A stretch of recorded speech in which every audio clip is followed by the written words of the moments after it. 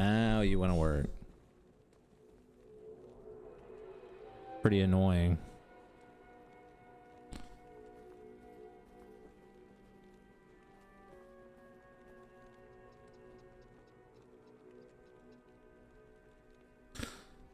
See who's on. Nobody. Nobody's on.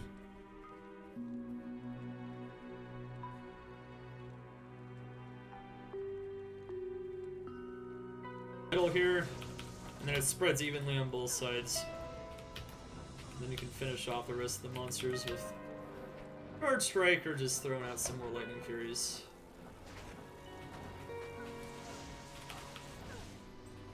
In general, though, there's a lot of monsters on the screen. This ability is very strong. It becomes stronger the more monsters there are.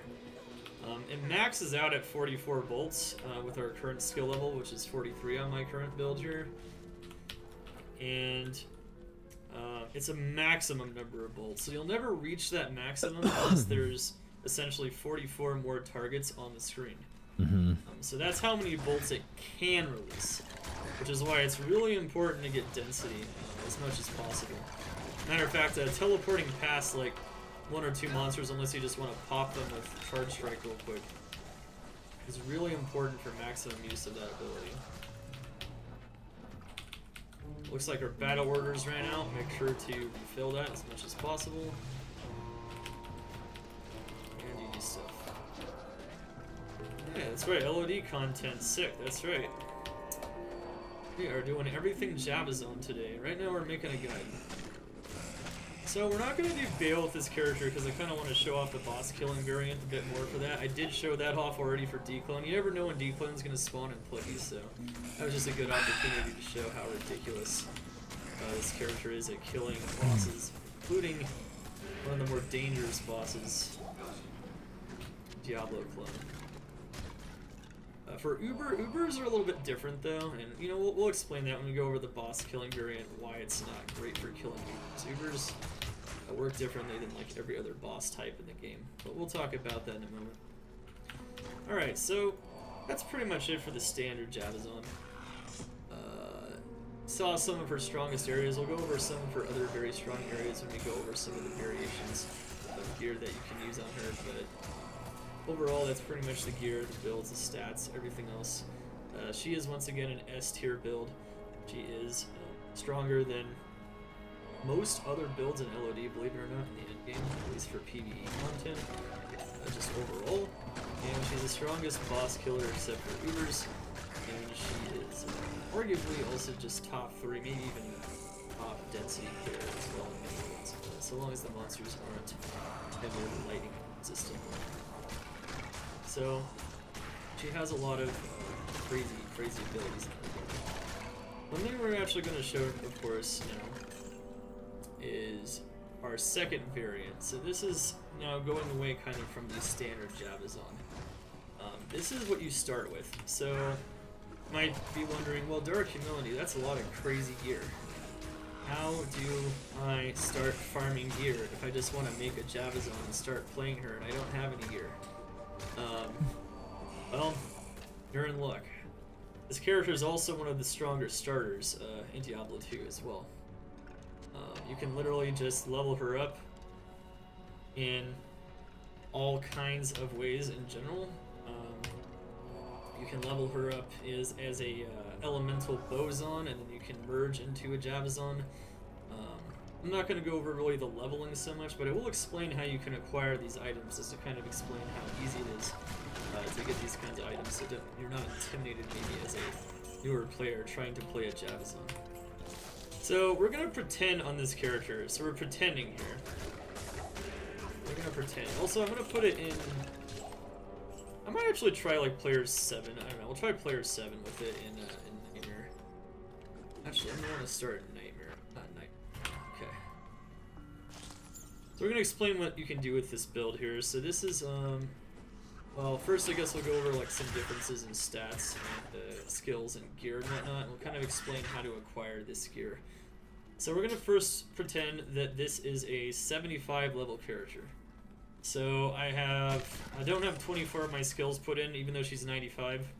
Just ignore that. We don't have like a ton of her stats put in there either. She still has more health, I would say, overall, just simply because she's 75, but I wouldn't pay a lot of attention to that either. And generally, you just still want to put enough strength and dex to wear your gear. Even as a starter build, though, because you're starting with 9, you could choose to go max block, so you can choose to put points into dexterity until it says in your tooltip here that your chance to block is 75%. The more levels you have, the more points into dex are required to have max block, so every level you will lose some block and you have to put more points. Dexterity if you choose to do that. The starter variant of the Javazon does use a shield that is pretty ideal though for max block. You can do that if you want. Vitality, just put the rest of the points into there and voila. And try to get as much res as possible. And once again, we're trying to really hit that 52 attack speed breakpoint, but you might not be able to hit it initially. You might only be able to hit like the 30, 32. So try to go for as much attack speed as you can. The 32 attack speed breakpoint is also pretty nice as well. Just go for as much faster hit recovery as you can get in your gear and charms. And for the most part, it's all you basically need. One thing to note, the difference between a fully loaded standard Javazon and the endgame is that you have to put a lot of points into Pierce. Because this is a... we don't have Razor Tail, so we don't have some of those fancy unique items. But we don't have any Pierce on our gear. We definitely need a lot of Pierce though. Pierce is really important for maximizing the damage of Lightning Fury. One thing I didn't exactly mention when I did the standard Javazon is when Lightning Fury passes through an enemy, it will check to see, it will check the percent chance and it will roll for a chance to hit another enemy behind it. So the higher your Pierce is, the more the lightning bolts will hit more and more monsters. Sometimes they'll even backtrack and hit monsters that were already hit once by it, simply because it has a lot of Pierce. So maximizing Pierce is very important. So we have high amount of Pierce. You can even get more Pierce than this if you want.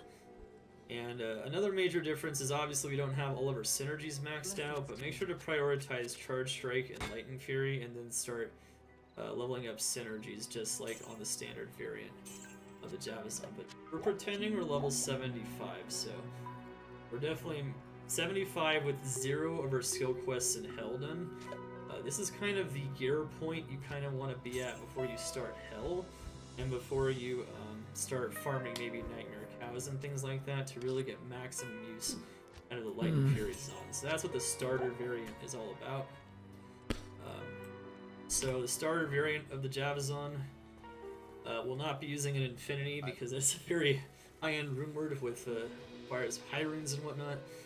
You can get these runes from Nightmare Countess, you can get them from normal cows, and you can get the base from Nightmare Cows and from all kinds of things. You can get it from a rack in Nightmare Lower Frost. You can just find it on the ground anywhere from any density or just from moving through Nightmare in general. You don't necessarily need a scythe, so any 4-socketed forearm will do. And like I said, the runes are pretty easy to acquire as well from those areas I mentioned. One thing that's really nice to find is maybe some kind of helm that either has like life leech, res, you can put like Tau, Fool, or into a 3-socket helm to see if you're mercenary res. You can just find a Worm Skull. An Undead Crown also has life leech, so if you happen to get lucky and find one of those crowns that gives life leech, it's really nice. And also maybe farm, so maybe even like Nightmare Andy, and you can find something like this. It doesn't have to be a unique though, it can, like I said, be some random 3-socketed white helm with runes in it. It could be, if you get lucky, maybe you find like a rock stopper. You can put some really tanky gear on your mercenary at a lower level. That definitely also helps. Another thing that you're going to definitely want on the mercenary if possible, especially when moving into Hell mode, is this smoke, Nephilim. Nephilim is pretty easy to get. Lum is pretty, you can find that usually somewhere in Nightmare or just by queuing up some IO runes, which are the runes below the Lum rune. So 3 IOs equals a Lum. And Nephilim just gives you 50 all res, which is really important. Resistances are insanely important in Diablo 2, so just definitely a theme even as I go over the normal Jabazon builds. And for the Mercenary to survive, you really want him to have defense if possible, and res. One thing to note is you're not going to be finding a Dust Shroud usually in Nightmare, so you can just use something like a Ghost Armor or some other exceptional armor like a Mage Plate. I wouldn't worry too much about the base here. The main point is just getting some defense and a lot of resistance, so your Mercenary won't have negative res or very low res in hell. Alright. One thing now to mention, of course, here as well, is the gear. The main gear. So, this is the setup that I would try to go for if I could, if possible. There are some other gear pieces here in my stash that I'm going to show off here in a second.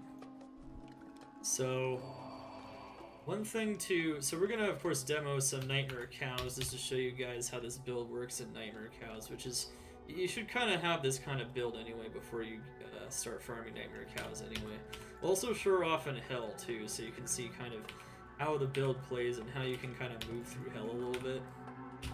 So, there's a lot of options here, but in general, I want to shop a attack speed spear or javelin from Anya or Mala in Nightmare in Act 5. They both sell them, just have to refresh their what they're selling, refresh their stashes over and over, and eventually you'll find one of these. Main goal is still to hit that 52 or at least that 32 attack speed breakpoint. So getting some kind of spear with attack speed is going to really increase your DPS, and you don't have crazy items. Lore, this is another item kind of like Insight that's pretty easy to get. You can literally shop a 2-socketed helm from Charcy and Normal even. And then the soul you can find from Normal Cows or Nightmare Countess. Nightmare Countess, of course, is always ideal for runes of this quality up through Aya rune. Normal Countess can only drop up to Rao rune, so Ort is even above that, so Nightmare Countess is definitely the target for some of these medium tier rune words. You're definitely going to want to farm that so you can get your lore, your insight. You're going to want to farm the vendor for that one. Vendor farming is also important for this item right here. The higher your character level, the higher level of charges and lower resist you can potentially vendor from Drognin. But what you want to do is you want to go into Nightmare Act 2 at level 36 if possible, and farm your first lower resist wand with charges. So, a charge wand with lower resist will give you a lot of negative resist all, and will allow you to apply it to monsters, which we'll demo here in a second, which can eliminate their immunity and make it possible to traverse hell. But it's also good just in general for killing bosses, because bosses have a lot of resistance. So when you start your initial farming on a Jabazon, you're definitely going to want to have one of those handy. Ancient's Pledge on the swap, you literally get this from every Barbarian quest, and you can get the shield itself from Normal, Parsi, or Farah. Resocketed large shield, I'd recommend that over a Kai shield because it's lower strength requirement. But that's just there to bolster your res when you're swapping to your lower resist wand. For the most part, your main shield should be Rhyme. Since, once again, we are a attack speed based build, as I mentioned with the standard Jabazon, you cannot be frozen if possible. Being frozen really sucks on a Jabazon, because all of your abilities are attack speed based, not cast based. So being frozen will slow down your attack speed. Of course, not only is this giving you a very easy to acquire source of cannot be frozen, it's also giving you all resistances, block rate, and chance. So if you want to go max block, it's possible, and magic. This is a Shale F Shale you can get from Nightmare Countess as well, and the 2-socketed bonus shield you can also get from Drognin in Normal. Of course, now this amulet is kind of a placeholder. In general, you're just looking for an amulet on a early Jabazon that gives you res, or life, or if you happen to get insanely lucky, both. But it's going to be pretty tough to find something that good. This is just something I have lying around. I can show you that, you know, these are the stats you're looking for, basically. Maybe not all res, but like res, life. You're not going to have High Lords or anything at this point, or Cat's Eye or anything crazy like that. So you're definitely going to want to try to use that if possible. And as for the armor, there are a lot of choices. Peace is one of them though, it gives you 2 skills and it gives you res. Once again, these are all runes you can get from Nightmare Countess, and any 3-socketed armor will work here, so I wouldn't worry about the elite armor, the Wormhide. I just have a Wormhide available to show. Early game, you're going to of course want to use stealth, and that's going to help you run faster as well. And treachery is also a very major choice for the armor at this point in the game. A Spokane travel trailer versus a Woodland Washington travel trailer, both if you use treachery plus paying the same rate, but obviously different mileage. But the Woodland, so Woodland's 2258 miles, Spokane's 1919, but the Woodland load is 13,000 GVW and the Spokane's 7,000. Defensive wise, it also gives you faster hit recovery and res.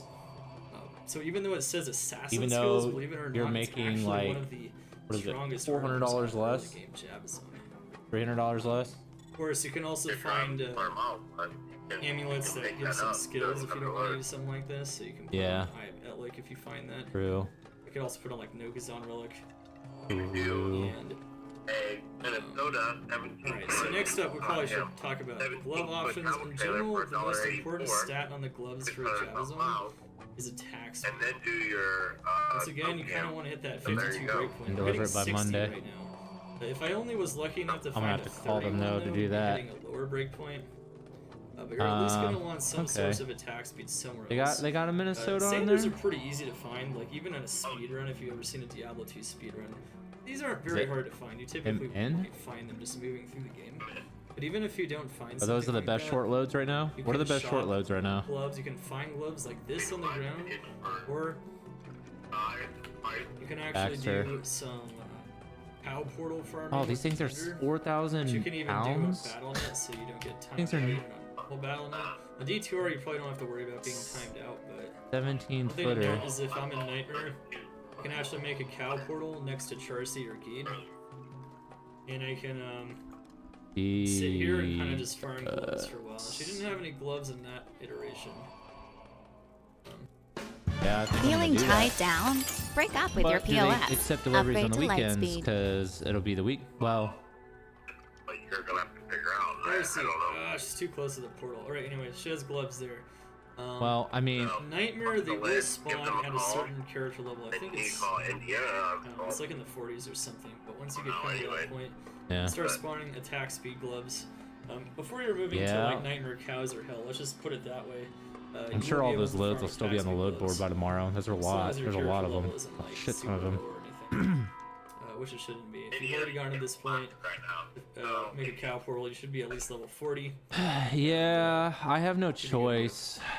So I was gonna find some wait, attack but speed I gloves, can't just wait. anything I you can need to find make attack money. speed gloves with So res, just slap them on and you get more attack speed and reach that attack speed. yeah, I know. I'm hoping it's gonna dissipate by the time I head up there tomorrow, but it might not. But in general, that's kind of what you're looking I was Kentucky. I heard Kentucky's belts, getting same deal. You fucked. can also use this cow portal farming method to farm belts with res and life. Supposed This to be belt ice. just has res and life just to show you, but you can actually find a blue version that just has res and life or just life, and that will actually help you out a lot. 4 slots is definitely preferred. So you have a lot of according to this, it's covered in it, and so is South. Oh my god. And then of well, course, for boots, I think it's gonna turn into ice from this storm. Actually. You're about to not drive gonna into have boots like solid this, ice but I though. just wanna show that Indianapolis you is can covered in ice.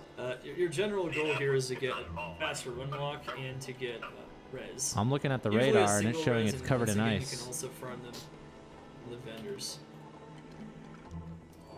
So, matter of fact, if I can show. Alright. Yeah, so this one has faster run walk. Wait, Even is he that's heading not up? bad, Because he but might be getting usually we're lucky looking because for he's on the something outside of it. He's faster gonna hit it. res. Huh? So this belt just has a lot of life, but in general you're kind of just trying to tie together those stats as much as possible. It's early in the game.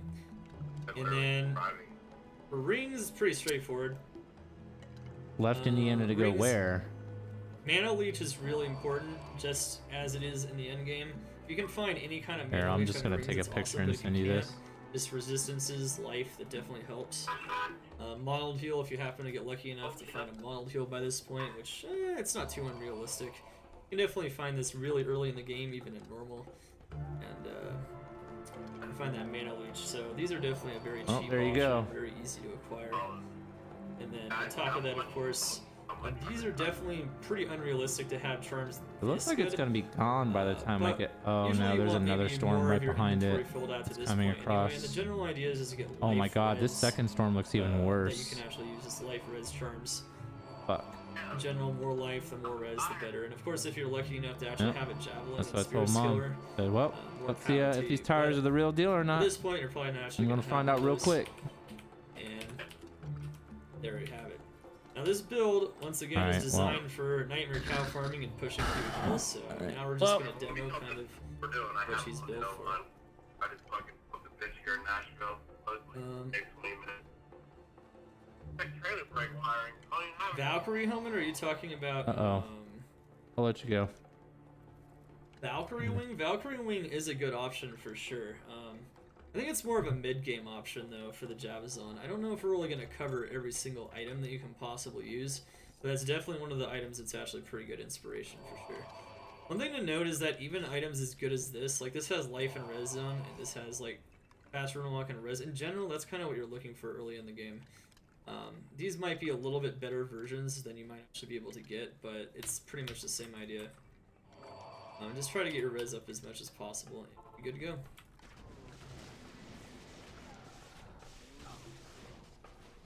And Cow King is pretty much invincible, as you might expect. So even though I do have jab, it's not gonna do much here. So I'm in player 7 Nightmare Cows right now. Okay. Once again, player 7 is the lowest no drop on the monsters, which means the cows are dropping items as much as possible. This is ideal. So if you're in a full party, it's really ideal to use this character, or of course if you are able to set it to player 7 in a single player, using /player 7. So there's an order right there. If you happen to start farming Nightmare Cows and you didn't want to bother farming lore and stuff like that, you can maybe put together some of your early rune words just by picking up some runes of Nightmare Cows. Once again, normal cows and Nightmare Countess will definitely help your progression through Nightmare as well, so it's not a bad idea. So this cow here has a lot of magic resistance, so that's going to be pretty tough to kill. I almost killed the Cow King with just my weak insight mercenary. Remember, you don't need an F insight, but it does help him do a little bit more. So yeah, even with this build, Nightmare Cows are gonna drop and are gonna be able to farm early in the game, and this is definitely like your best Nightmare farming area to start progressing into Hell. So if your charm's a little weak, if you don't have all your bases, if you don't have all your runes, or if you just want to start farming in an area that can drop some nice juicy drops in general, including like runes up through Ist pretty easily, you can definitely hit that up. So you might notice that I run out of charges on the spear pretty easily. If you actually shop like multiple of these spears, kind of like with the multiple Titans situation, you can actually mitigate that problem as well. Another thing you can do, maybe to be a bit smarter, is with this level of gear, player 7 isn't as smooth as like player 7 Hell Cows with a fully loaded Javazon. You might want to even lower the player count a little bit. Player 7 is still perfectly fine, but you might find it to be a little bit more efficient at players 5. The difference between players 5 and players 7 no drop isn't huge, so reducing their HP a bit is pretty nice. Hey, what do you know? There's an item right there that's actually an upgrade for our starter Javazon. A Tal Rosh's Mask. That's actually amazing to find that. It's definitely one of those items you can find farming Nightmare Cows if you feel like you're not ready for Hell. You could even use it on yourself if you wanted to for the dual reach. That's how effective it could be. But what I'd probably rather do is just stick it on the Mercenary instead of the Worm Skull. So now my Mercenary has all resistance and even more life leech. And more life. Which is going to improve his survivability. It's really hard to keep the Mercenary alive with crappy gear. So having an item like a Tal Rasha's Mask is crazy. I think that's pretty nuts in a guide. I just randomly found the Tal Rasha's Mask, but you can see though, you can definitely upgrade your character a little bit as you go along. Let's go. Sweet! Alright, so yeah, we have pretty junky gear, so I can swap here to my lower resist, and lower resist is actually going to help my damage a bit. But I'm not going to want to use it in Nightmare Cows, because I'm already doing so much damage with high density in here. I don't have to worry about that. So we're going to run out of javelins again, which is why I recommend maybe buying a few of these from the vendors before you start doing this. And then you can just kind of repair them all at once. In general, high player count will be destroyed, even in Nightmare with this cruddy gear. That is how strong Lightning Fury is. It's not a joke at all. It's definitely challenging to find builds in LOD besides the Sorceress, maybe, that are really strong in the early game, but this is definitely one of them. So, GG.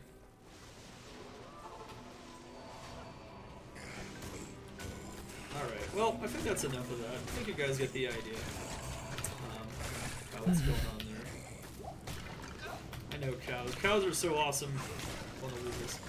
You can also generate more gold for yourself too by picking up items. Like cows are amazing for selling, making gold, just finding like amazing bases, finding runes, crafting of gems so you can craft stuff if you don't have all of your gear. Crafted items can also work. And of course finding items like Tal Rasha's Mask. So could be very useful there. So now the mercenary is a little bit stronger. Alright, so in Hell, you're definitely not going to want to most of the time be in player 7 because you're just trying to push through Hell. So now I'm going to kind of show you guys this character can push through Hell even with gear of this quality. This is the main purpose of what we're about to do here in a second. So in Hell, your res are probably not even going to be that great, honestly. This is because we have some items that are maybe a little bit above par, like this thing, for instance. But before you start pushing Hell, make sure your res are at least around maybe the 40s if possible. Especially cold and light res. Fire res and poison res, just gonna watch out for the damage, and you might be fine. What's up, White Haze? How you doing? Anyway. Let's show her off here in action. Oh yeah, that's right, cannot do that. I'll just check these items. I don't actually need them. Alright. I can actually show off Treachery a bit here if you guys want to see the attack speed on that. It's kind of cool. So, I think what would really illustrate this here? Maybe Nightmare Chaos, actually. Yeah, so this is a pretty tough area. I mean, Hell Chaos, sorry. Hell Chaos is a pretty tough area.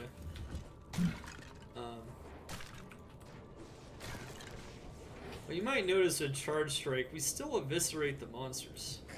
It's pretty nutty how a Charge Strike that is only level 23 is able to do this to monsters in Hell. It's not a joke. Once again, Javazon is good at all parts of the game. And even when you're just trying to get through the game normally, it's not bad. So I can use lower resistance here. And I can make it possible to kill them with Charge Strike if I wanted to. But they're so lightning resistant, I'm probably just going to want to skip them, to be honest. Fucking kidding me right now. One thing I can use here is a teleport staff if I want to make it go a little bit easier. I might actually end up getting the teleport staff here. It's something you can farm in normal from Act 3 Ormus before you're level 24. And a teleport charge, just like lower resist charges, will allow you to use the skill teleport. It'll allow you to swap and then teleport across chasms, which is kind of useful.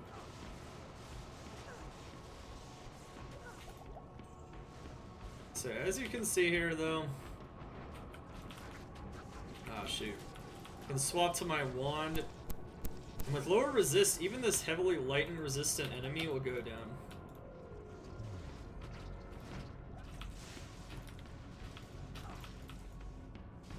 So yeah, we're in Hell Chaos right now. She's, it's amazing what you can do with crap gear, isn't it? Just a little bit, right? Now if I swap to this, you can see now I'm attacking even faster. Wash my hand. Treachery is really nice because the treachery plus an attack speed weapon and plus an attack speed gloves, you can hit that 89 attack speed frame, so now I'm attacking even faster. Which is actually kind of nice. Now treachery is a little bit higher end than peace, so Lem you can't actually farm from Nightmare Countess. You're actually going to find that from Nightmare Forge or from cows, so you're going to have to find that doing something else. You might have to cube up some foul runes from Nightmare Cows too, so it's gonna be a little bit tougher for sure. Oops. So, ah shoot! Stop swapping to the wand. Yeah, so frustration sometimes, but that's okay. I am doing great. So yeah, even with this cruddy gear, look how strong Lightning Fury is, even with just like not even 1,000 damage. Okay. I only have 800 damage Lightning Fury. One thing you can do though, yeah, let's keep our mercenary alive. Use make sure to shift 1, 2, 3, 4 potion him if he starts dying. A mercenary with the smoke though, you'll notice his res is maxed out. Now I know that's partially because he's 95. But finding like a Tal's Mask actually does a lot of work plus this. So Tal's Mask is not even the greatest item in the world, but just some basic items. The Mercenary will stay alive at least somewhat in an area like Hell Chaos. Okay. Hey, what's up, Whiskey Bottle? How you doing? So, as you can see here, we can kill some Stormcasters with Charge Strike if I swap to lower resist, even though they're lightning. So lower resist works like Conviction. There's only 2 skills in the game that can break immunities: lower resist and Conviction, which is why we have the lower resist one. So we can still kill the monsters. We can skip them too, of course. You don't necessarily have to kill every monster, but if you're one of those people that doesn't feel safe or comfortable with skipping the monsters, this character is definitely fine. No!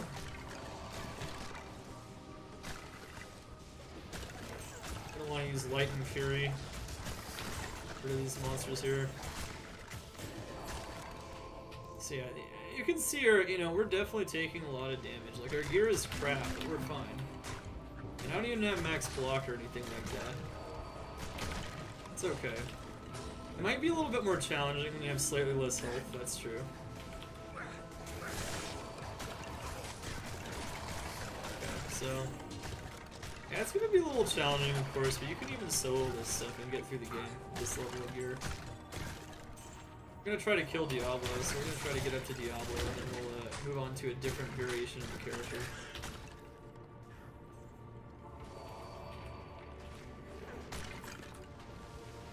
That's kind of a nasty aura. See, the mercenary didn't end up surviving. Season 4 Project Diablo 2 feedback, new rune words. My first live hardcore Rathma attempt 2 weeks ago.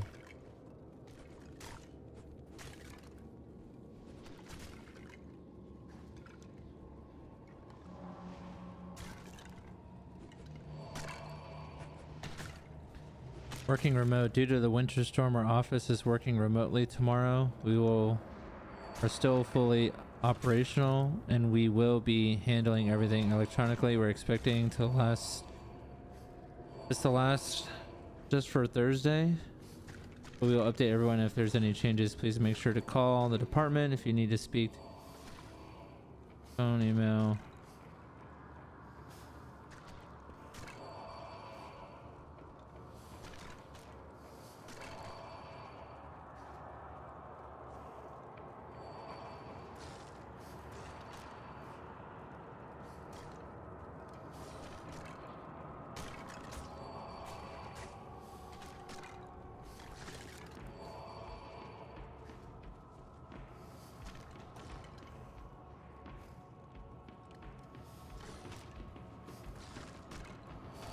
What is Outplay? You play and it records. You can choose exactly what you want it to record, whether it be kills, assists. Hey guys, Dark Humility here. You can always catch me live at www.twitch.tv/Dark Humility 6 to 7 days a week for Diablo 2 Resurrected, PD2, D2 action of all kinds. You can also check out my build and farming guides on YouTube as well, including tier lists like this one for builds and otherwise, and on Maxroll, d2.maxroll.gg, or awesome D2 guides on there as well. Let's go.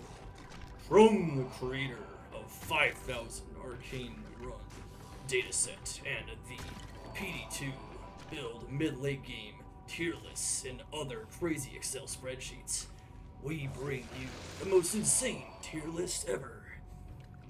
Today we have something extremely special for the Diablo 2 community, guys, and the D2 community at large. What a crazy People tier always list. ask me in my stream, where is the best place to farm? In one way or another. So, yeah, I mean, Diablo 2 is a crazy game. It's a crazy game. There's a lot going on in Diablo 2. And that's a tough question to answer. It really is. Because in Diablo 2, there's just different area levels, there's different areas of different strengths. There's so many different builds with different strengths and so many different elements and immunities and things like that. So it's a very tough question to answer. And some people literally just ask that question like there's like one best area in the game for everything. And that's not the case. And if anything, this insane spreadsheet should show you just how much work you have to do to give an accurate, somewhat accurate answer to that question. Well, today, no matter what, we are going to attempt to answer this extremely important and difficult question in many ways, as many ways as is humanly possible, and to give the D2 community and provide everyone with a resource to answer this question for themselves, no matter how they would want to do it. So we're gonna package it in this nice, neat resource here with all of these classes and builds and item types, and we're gonna tier it all, man. We're gonna tier it all. Anyway, so this project is in beta, which does mean that I am currently seeking feedback from the Diablo 2 community in the comments sections or in DMs or anything as to how this can possibly be improved in any way. So let me know, of course, if you come up with anything yourself in terms of that, in terms of like presentation, or like if you think the tiers are extremely off, like there's a S tier, it should be an F tier. If there's maybe you think there should be like an S or an A, like maybe an S tier should be an A tier, I'll talk about how there's things that can be, you know, argued, or there's arguable, you know, changes you can make depending on how you look at it, but also trying to give my perspective as to how I made it, at least as it stands, so hopefully you understand, you know, where I'm coming from, and we can build as possible, the best possible resource we possibly can. So yeah, I love to hear these things. You know, you never know. If you played 10,000 hours as a poison Javazon, and I haven't played 10,000 hours as that build, obviously. I mean, I've played the poison Javazon, and I've played virtually all these builds in all these areas. In some cases, I'm just using my knowledge of immunities and things like that to kind of fill in the blanks. But yeah, if you've done that, if you played like Poison Javazon 10,000 hours and you think I got it horribly wrong, just let me know, of course. And yeah, so as much as I played this game, there's always room for improvement, and I'm also looking to help Maxroll build a tool in this regard, using this tier list data to help people make the best use of their time to optimize their farming in D2R. Currently, I am making it available here in my stream and on YouTube, but hopefully it'll also be on Maxroll. They already have tons of amazing tools like drop calculators and the Holy Grail list and everything else, including all the build guides and the D2 planner, which is all insane stuff. So yeah, no matter what, it's going to be great though, and we're going to launch it for you guys here and make it public so you guys can start using it. And yeah, so the link to this web resource will be provided in both the first pinned comment and in the description of the YouTube video. and along with timestamps for this video as well, so that as I go over things, so you can learn how to use this resource to maximum benefit. Alright, so you might be asking, how the heck can I even make something like this? You know, how can I tier every build, every farming area? How can I tier every build's performance and every farming area depending on like high and low gear? And how can I also tier like item types, like what areas are good for finding different kinds of items and different player counts? How is that possible? I am a player with over 30,000 hours in this game. Like that's not an exaggeration. I play it all. Some people like stick to one build. Some people really like one build. All right, I'm gonna pause this real quick and I'm gonna read his things on here. Who has the most purple? It's like Sorceress.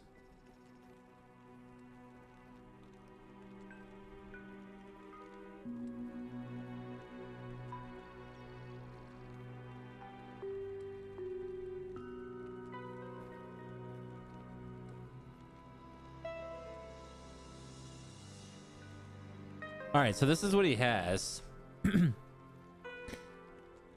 Purple is S. D2R build farming area tier key.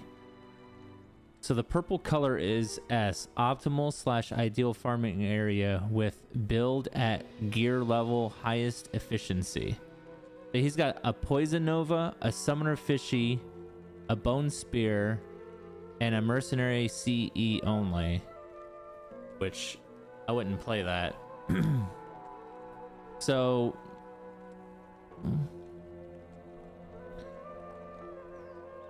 S tier for the pit for poison. Wait, what does gear level mean? Low, high. Oh, you can farm it at low gear level and high gear level. I see. The mausoleum? Who cares about the mausoleum? Countess. So summoner is better. See, I'm gonna be doing both summoning CE combined.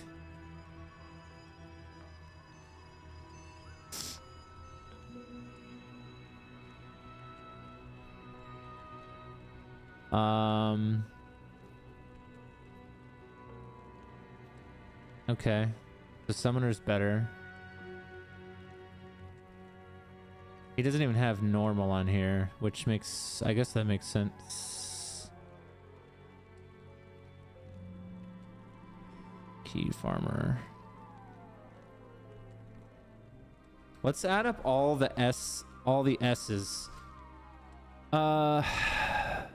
Nightmare cows. Wait, why would he have C there? That doesn't even make any sense. L cows. It's the same.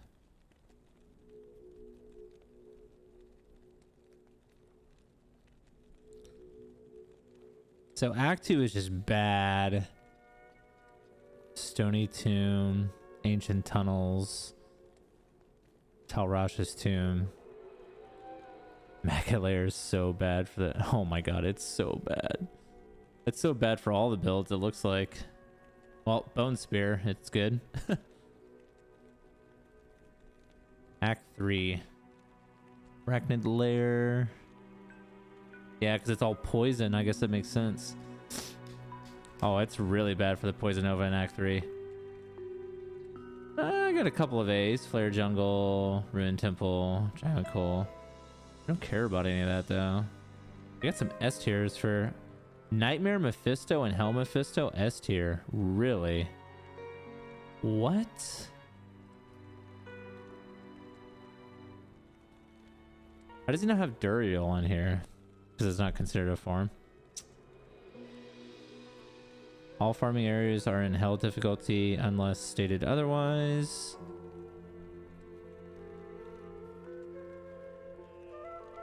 Gear level compares starter / budget build setup performance versus ideal complete. Near complete setup performance. Setup performance. Gear level compresses starter / budget setup performance versus ideal complete / near complete setup performance. Is that what high means?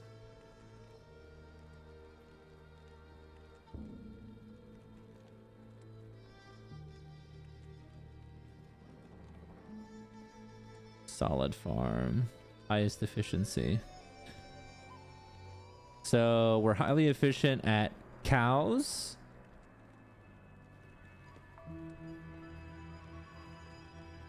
We're good at pit. Cows. Okay. Helen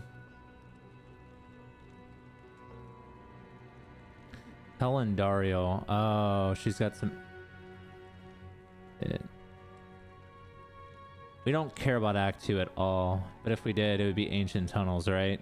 Which we're actually pretty decently good at that. Act 3 we don't care about unless it's maybe Trav. Ooh, Summoner's really bad at Trav. Oh, that makes sense.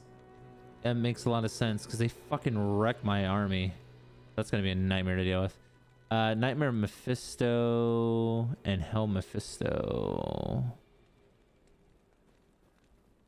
Act 4. See the damn River of Flame. Chaos Diablo. Oof. It's gonna be rough. Act 5. Nightmare Eldritch / Shank. We are S tier. How are we C tier on in? That doesn't even make any sense. Eldritch Shank. I don't understand this tier list, man. Pendle. Okay. We don't care about Thrust. Alls. We don't care. Neolithok. We don't care. We don't care about any of that. Rolled Stone Throne. Bale Waves.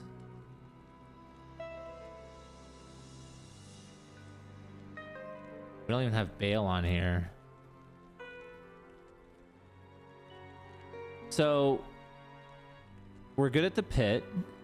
We're good at cows. We're good at... It looks like Eldritch. We're good at the farms that we want to do anyways. And it looks like we're good at Mephisto too. What the fuck?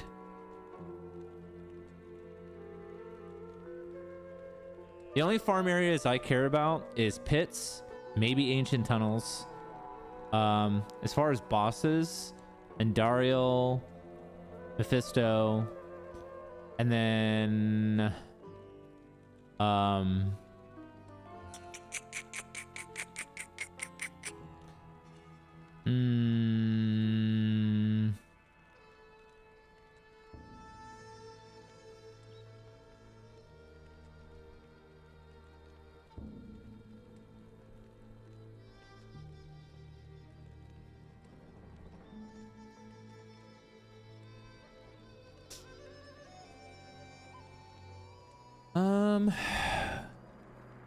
yeah, I guess we'll play this by ear, but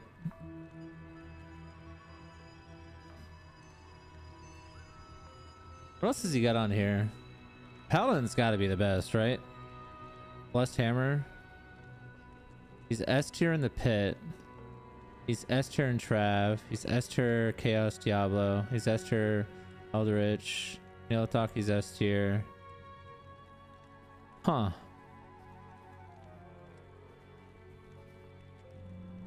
Pure Smiter. He doesn't even have Ubers on here. Wait, what the fuck? Why doesn't he have Ubers on here? Zealer with Smite, Dream Tesladin.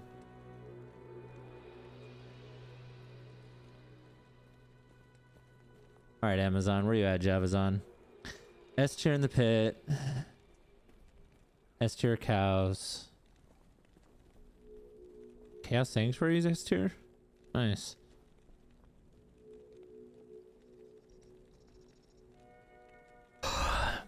Chaos is S tier. Eldritch and Shank S tier. Yeah. Bale Waves S tier. I knew that. We don't care about the other builds. I mean, nothing. Barbarian. Barbarian's the only other one that I would like even remotely consider. Oh man, it's so bad at so many different things. Frenzy double swing. Frenzy double swing is pretty dog ass at everything besides Travancore and Eldritch and Shank. Oof.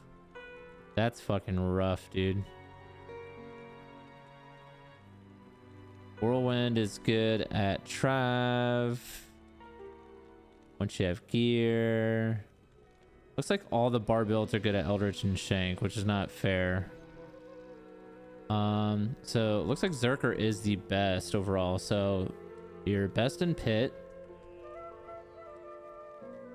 You're good at Chaos Diablo, really. Oh, once you have GG gear, once you have the high end gear, the low end gear is not good. Yeah, that makes sense. Eldritch and Shank. Thresh Socket, Pendle, your S tier as well. Your S tier on Neelathek. What about Summoner? Okay. What are the different key bosses? You have Neelathek, Summoner, and who else drops it? Oh, Count. Oh yeah, you're good at that too. Once you have GG gear. Sorceress is gonna be the best, right? Source is so broken. Look at Source, man. So stupid. What a dumb fucking pure blizzard. Frozen orb. Fireball meteor. Lightning.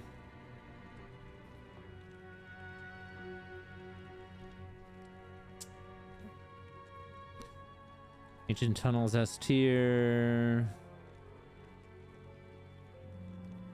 Lower Kurast. Nightmare Mephisto, Hell Mephisto. Eldritch. Oh, and Hell? She's really? Oh, because of cold immune. So fire is the play. Fire and lightning. Uh-huh. Pendle's S tier though. So what would you farm? You would farm Endariel, Ancient Tunnels, Mephisto. What about cows? Ocean cows. Pretty good. Pretty fucking good. I don't think she's good as Necro though, right?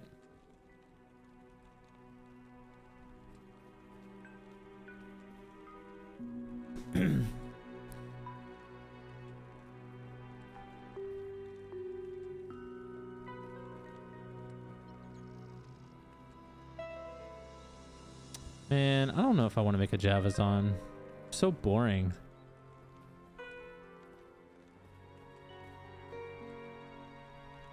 Maybe aged in.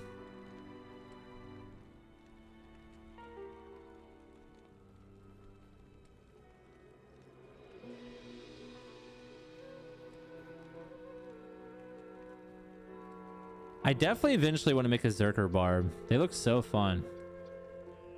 But you need such crazy gear, man. So I'll farm Pit, Chaos / Diablo, and Neelathek, and Pendle, Neelathek. I'm not considering the Druid or the Assassin. When Tornado focus, when Hurricane focus, there's a difference. Oh, it's broken in Act 2. Alert.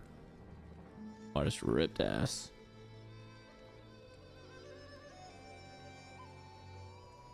Ripping ass. Fissure.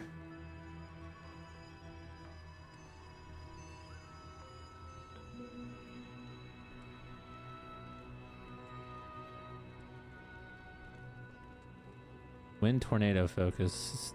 Trash, man.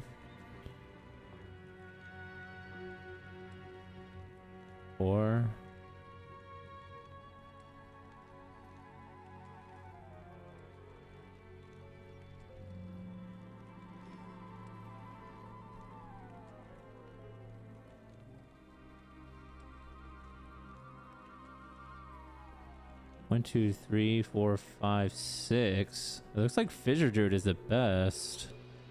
6 S tiers. I'm actually gonna add this up. Hold on. Wait, do I have...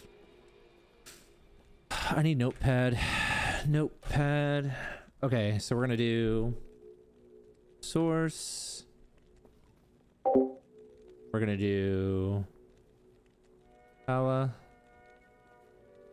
Oops. We're gonna do Amazon.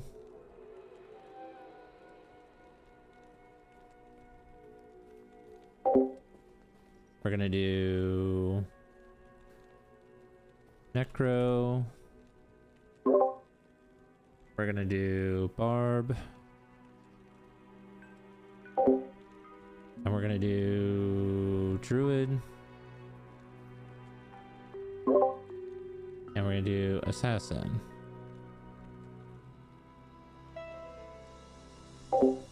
Alright, so for source,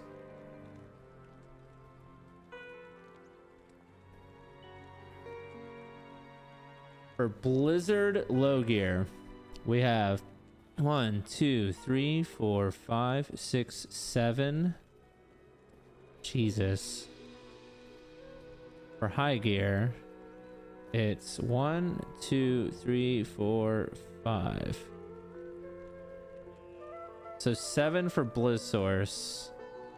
Frozen Orb. For low gear, we have 1, 2, 3, 4, 5. For high gear, we have 1, 2, 3. Okay. Fireball Meteor. We have, for low gear, we have 1, 2, 3, 4, 5. And for high gear, we have 1, 2, 3, 4, 5. Okay. For lightning, we have low gear. We don't have dick besides 2. And then for high gear, we have 1, 2, 3, 4, 5, 6. So Blizzard is the best overall. So we're gonna get a 7 S tiers. These are S tiers. All right, let's go on to Paladin. Paladin, Blessed Hammer. For low, we have 2. For high, we have 1, 2, 3, 4. Okay, for Zealer, for low, we have 1, 2, 3. For high gear, we have 1, 2. For Pure Smiter, we have 1, 2. For low, and nothing for high. And then for Dream Tesladin, we have 1 for low, and then 1, 2, 3, 4 for Tesladin. But I ain't fucking making that. I'd be making a 1, 2, 3, 4. We'll just say 4. I mean, I would never make those, so we just need to go buy the Blessed Hammer. So the max is 3. Oof. 3 farming areas. Trav, Chaos, Diablo, Neelathok.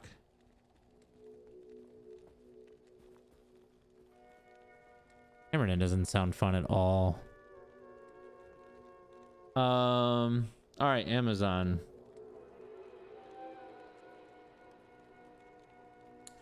All right, for good old Javazon, low gear, we got 1, 2, 3, 4.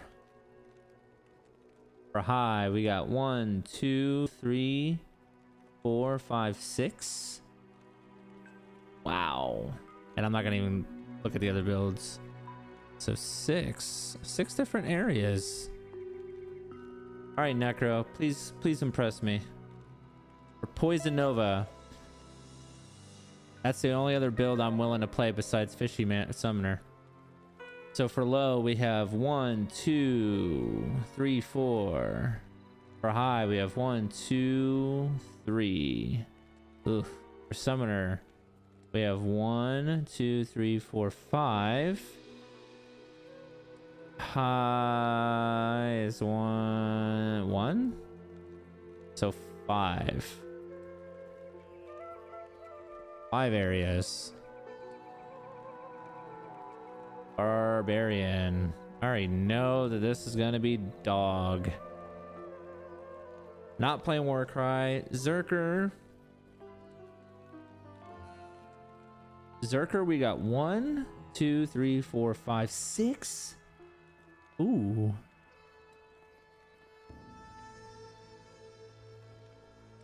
Zerker's where it's at, man. Okay, okay, okay.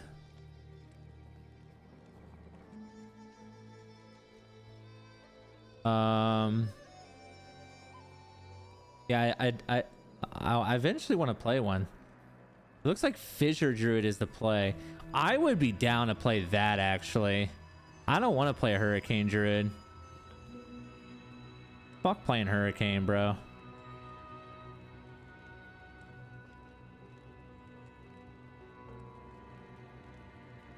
They have a lot of F tiers though too. For low gear you have 1, 2, 3, 4, 5. For high gear you have 1, 2, 3, 4, 5, 6. For Fissure Fire. Druid's an option. We don't care about Fury SS. Alright, Assassin. What do you have for me? Lightning Sentry. Fire. Stormlash kicks in. Rift kicks in. Traps. Rift. I don't even know what that means.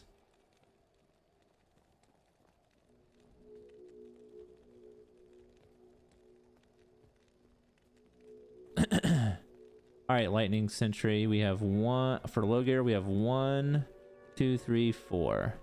For high gear, we have 1, 2, 3, 4, 5, 6. For fire, we have 1, 2, 3, 4, 2, 3. So 6 it is. So Assassin's also a thought. Now I need to choose the ones that have the farms that I want to do. And the farms that I want to do are Pits, Ancient Tunnels, Endario, Mephisto, Eldritch and Shank, and Pendle and Cows. I don't care about anything else. Maybe Lower Kuras, Chest Runs, and Trav. Those are on the bottom of the totem pole.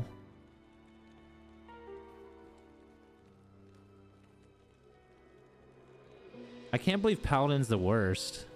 That actually is crazy.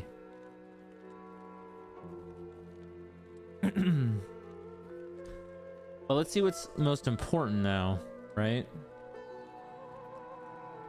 Druid, Fissure.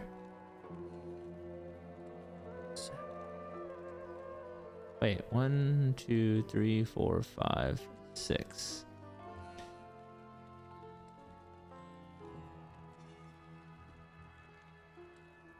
Bad in the pit because of fire immunes, I'm assuming. Really good at Endario. Really good at Cows. Nightmare. And Hell, actually. Really good at Ancient Tunnels with high gear. Interesting. We don't care about the Summoner. We don't care about Tarash's Tomb, even though he's good at it. Chaos and Diablo. We kind of sort of care. Bale Waves. Level.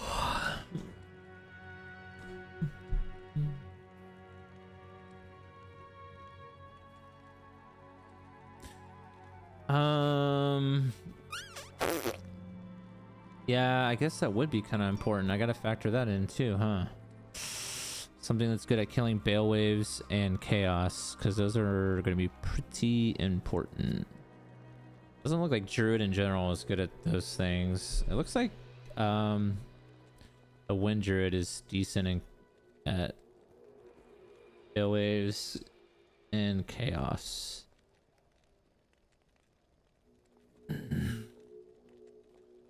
Assassin. Okay, that makes a lot of sense. Really good at Bale Waves. What about Chaos? Yeah, good at that too. Decently. I don't want to play an Assassin though. Amazon, Cows, check. Bale Waves, check. Chaos. Check and uncheck. Paladin's gotta be the best, right? Paladin's the best at chaos, it looks like, by a mile.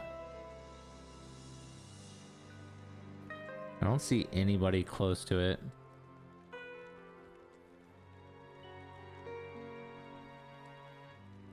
Horse is best at Mephisto. Paladin's not bad at Mephisto either. Or the pit.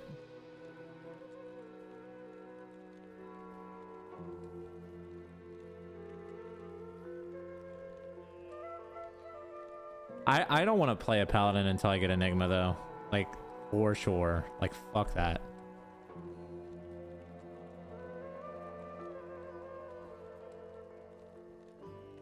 I feel like you have to play Blizzsource if you want to stand a chance. You just have to. Look how good Blizzsource is at everything in the game, besides Pit. It's not good at Pit, and it's not good at Ruined Temple. Who gives a fuck about that? It's not good.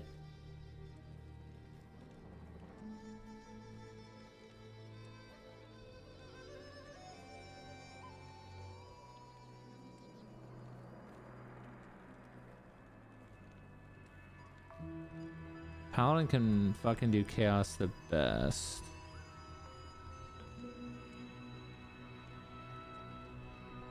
Necro, really bad at Veil Waves. How about chaos?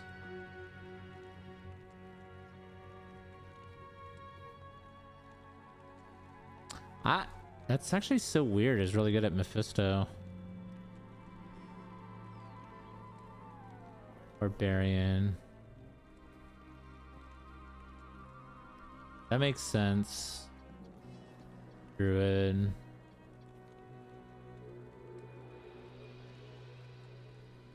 Assassin.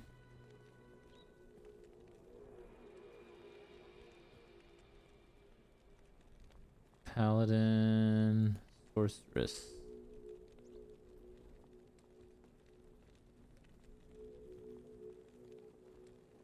Amazon.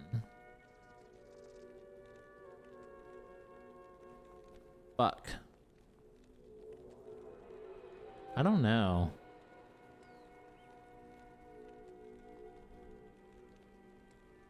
Alright. Now that we looked at his sheet, I'm gonna listen to him. Some people, like, over the place. I pretty much, I don't know. I've done so many things in this game. It's insane. So I played almost every PvE, so player versus environment, player versus monster build imaginable in this game. My PvP experience is a lot more limited, but this is not about PvP, so thankfully that's good. But yeah, I bring you, with all this experience, YouTube, Twitch, and chat, and everyone else, everywhere else in the D2R community, I bring you the ultimate D2R build item farm area tier list. That is what this is. It's an absolutely insane project I spent the better part of the last week working on, and it's meant to answer the question, where's the best area to farm? Where should I farm? How should I farm? Where should I farm if I'm looking for this? Where should I farm if I'm playing this? It does all that, all at once. It's that is what it's meant to do. So it's meant to do it for pretty much every major build. I mean, let me know if there's a build you really want on here as well, so we can improve it. But yeah. Anyway, I have completed an entire Holy Grail using like 30 to 40 builds in PvE, and that was all in softcore as well, so I have a lot of softcore experience. Some people think I'm like the hardcore guy now because I make a lot of hardcore content. But don't worry, I'm very well aware of what's possible in softcore, and most of the testing that I've done in this game is still softcore, despite hardcore. It's always good stuff though. We completed a whole Holy Grail. We found every unique and set item in the game. We've also created every rune word, and we've found most of these insane and set and unique items several times over. We found over 300 high runes on stream, and countless ultra rare uniques and sets, like I've said. So like in all kinds of areas in the game. So we kind of know what every area is capable of doing, and exactly what's going to be good for that as well. But yeah, so I've learned a ton about how different builds perform in different farming areas, different item drop strengths, and things of that nature, and how gear level and player count affect what items drop and how frequently they drop and that kind of stuff. I get to see it all the time, which is cool stuff. Most people, you know, are never going to play the game this much, so they see a very small sample size, so you know, there's always conspiracy theories about how things drop and whatnot, but when you play the game this much, you get a really large sample size and you get more of an accurate representation of what's going on in the game. And so that's why I'm here to help you guys out with this resource and why we're here to discuss it today. But yeah, ultimately, it is up to you guys to trust my assessments and me to make the best, and me to do my best to make them right. And so without further ado, let's explore this mad scientist creation we have here before us. So, this resource, the D2R build item farming area tier list, seeks to include every major solid farming area and build into rank build performance in each area depending on relative gear level. So, you know, we see we have like low gear, high gear, Blizzard. This is an example of a very common build for a Sorceress, and of course they have pretty much every major good farming area in the game. There's some other ones you can do, of course, but they usually have certain problems. People don't do them very often because they might only be used maybe really good on like one build. They might be like very spotty. We tend to try to focus on the ones that people are going to want to run because they have because they're just good areas. They have good performance in regards to items and whatnot, like item drops, which is what this last tier list here is going to show. But we're not going to deal with that just yet here. But it's good stuff. But yeah, the goal is for you to find your build using these class tabs here: Sorceress, Paladin, Amazon, Necromancer, Barbarian, Druid, and Assassin. And then it's to find your exact build here, so each one of these sets of 2 columns here, these bold outlines. 33 MF. Build. You find your build, you find your class, you find your build. And then to explore how well it performs in each D2 farm area based on the gear level, relatively speaking, from tiers S to F. So you want to, you know, find the build and then see, okay, what is this build good at doing? What is it bad at doing? And to avoid those things that it's bad at doing, maybe, unless you really want to challenge yourself, and to try to do things that it's good at doing in general, and then to compare it with area performance in terms of dropping item or items that you'd be most interested in farming in different player counts from tiers S to F. So that's the item types tier list here. So basically, let's say you're playing Sorceress here, and you find out that from this tier list that this is a character that is very good at farming Hell Mephisto, Nightmare Mephisto, Hell Endariel, Lower Kurost, Pendle Skin, all these things. Very, very strong. And then you go to the item types tier list here. And then you're like, okay, I want to farm basic gear. So what area is really good at farming basic gear? And you see there's Hell Mephisto here. Is a very good place to farm basic gear. You go back to the Sorceress here. Also, this build, Sorceress. This build is really good at farming Hell Mephisto. So, yeah, there we go. So if I'm a Blizzard Sorceress and I want to farm basic gear, I know this build's going to be good at farming Hell Mephisto, and I also know that it's really good for farming basic gear. So even in Players 1, which is, you know, let's say I'm just solo farming, that is essentially how you would use that. So that's kind of like, you know, that's a very basic overview. We're going to go a bit more in depth here, but yeah, I mean, that's kind of how it is. And so, yeah, and to see how your build is best able to farm the items you are seeking. So what you want to do is you want to try to, like, you know, maximize the use of your build. You want to try to use your build as good as possible. You want to make it as efficient as possible, as painless as possible, farming whatever you're looking for. And, you know, if you're on single player, you know, the item types are even more consequential. But if you're trading, You can see where some of these really high value items like runes and whatnot are. You can, you know, look for that like basic gear, which is worth a ton in the beginning of ladder, like Shaco and things like that, but we'll talk more about that in a moment. And you can go target that. So it just depends on what you're trying to do. So yeah. So let's give, for example, all right, so let's give some examples. Let's give some more examples here. I gave one example just a second ago. Let's go try lightning. So I'm a lightning sorceress. Let's say I have a lot of gear. So let's say that we are a very well geared lightning sorceress, and we yeah, so let's say we're very well geared lightning sorceress, and we find here that we're really good at farming the pit, we're good at farming countess, we're good at farming arcane sanctuary, we're good at farming the summoner, and we're good at farming bailiffs. It's like, okay, cool. Let's say I want to farm runes. So we go to the item types tier list, and then we go look for the runes. So what areas will we be strong in again? We're good at the pit. So if we're in high player count, that's going to be really strong. If not, well, it's still going to be pretty decent. That's going to be a pretty good place to farm if we're looking for runes on the light sorceress, because we're also very strong in the pit, and we have a pretty good build for it. Didn't say we were super strong in cows, but we're decent in there. Maybe we could give that one a try too. And then this one also says that Arcane Sanctuary is also insanely good for farming runes as well, which it is.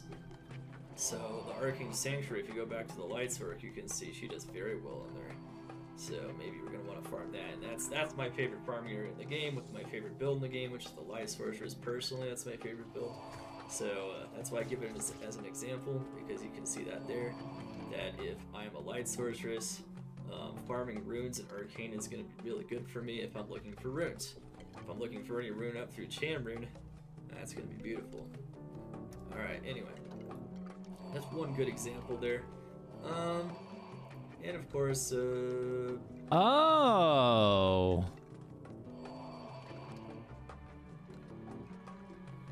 Levels 40 through 80.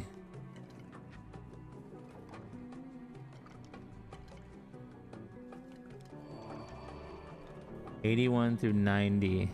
The pit?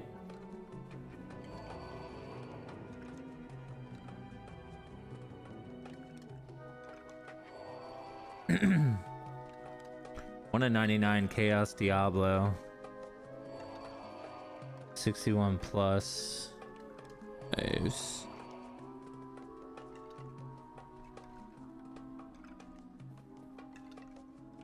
Oh.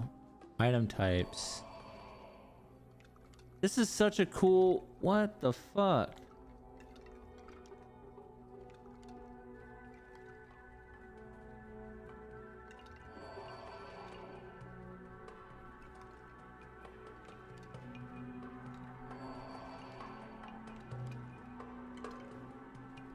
Type of player count, highest efficiency.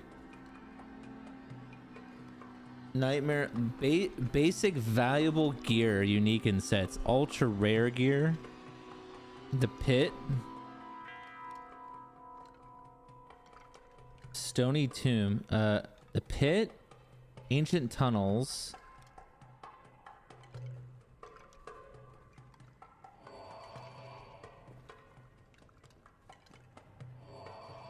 Charms, jewels, gems. Base items. The pit.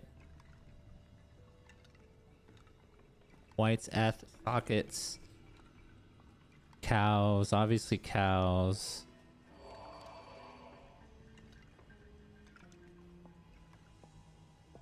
Oh, bro. So I care about the pit.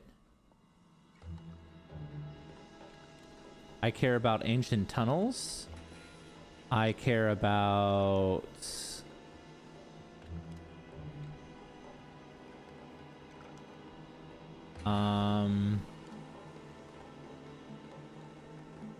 I care about pit, cows,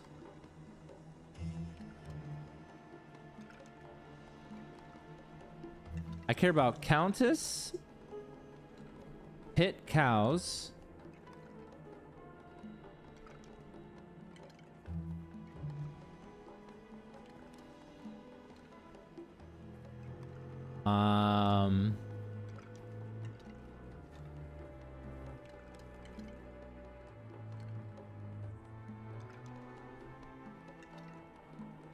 Pendle,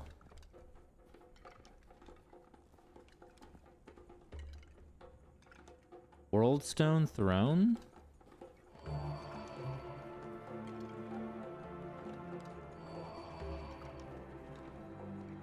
So if we're starting off, we care about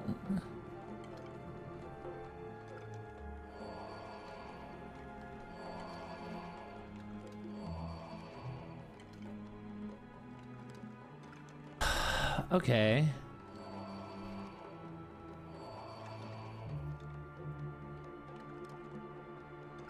So we care about a few things here. For starters, we care about Endariel. We care about Mephisto. We care about Eldritch and Shank and Pendle.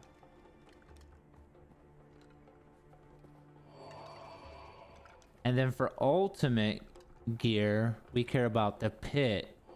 We care about ancient tunnels. We care about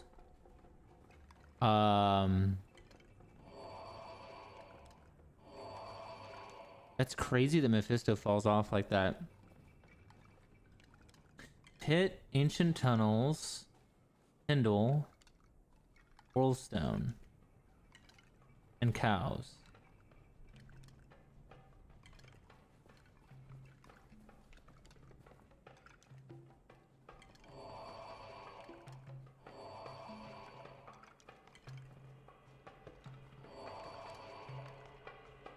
I guess we care about Arcane Sanctuary too? And Travancore.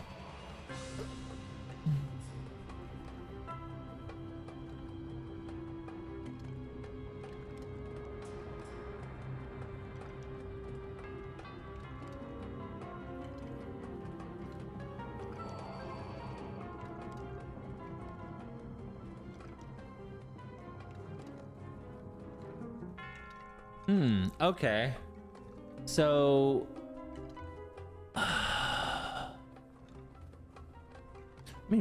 something else I have to write down, man. Crazy. Okay, so we care about the pit. We care about Dariel,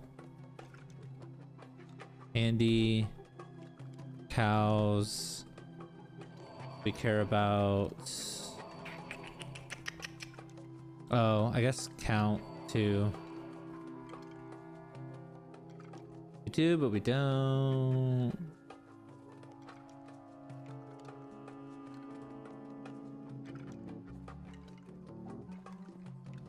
Act 2, we care about ancient tunnels, I think, and that's it.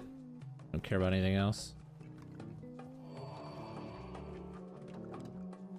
Ancient tunnels. For act.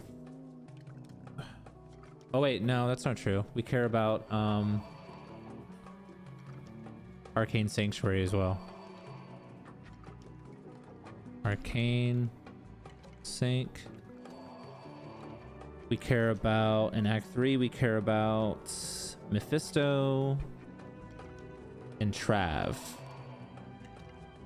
So Trav.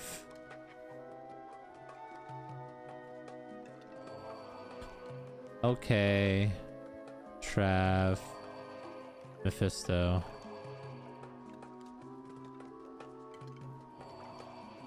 Act 4, we care about Chaos, I guess.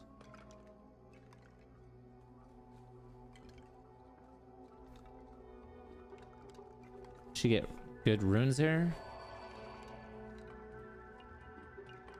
Chaos. Only thing we care about. And then in Act 5, we care about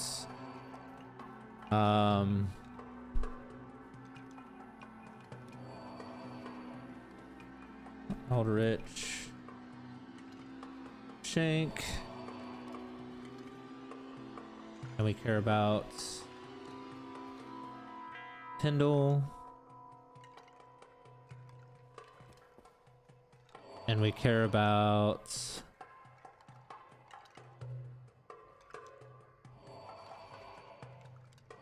World, care about Throne, Tyndall, Throne, Veil.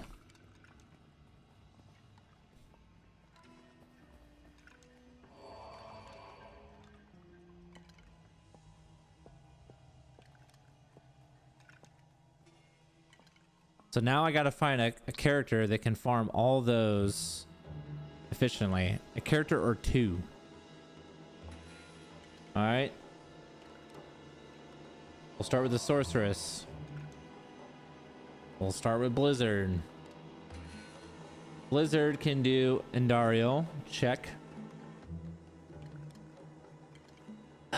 She can technically do cows. She's bad at pit. And she's bad at count.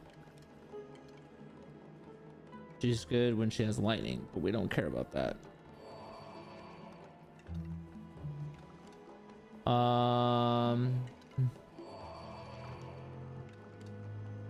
So Andy, Ancient Tunnels, check. Arcane Sanctuary, no. Act 3, can she do LK, Trav, and Meph? Okay, yes. Trav, yes. And Mephisto, yes. Okay, so she can do all of Act 3. So she can technically do... She can do Arcane Sanctuary as well, but... She has GG lightning gear. Okay.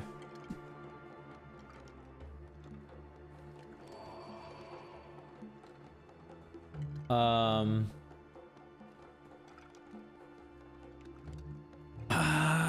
I even care about Arcane Sanctuary, honestly?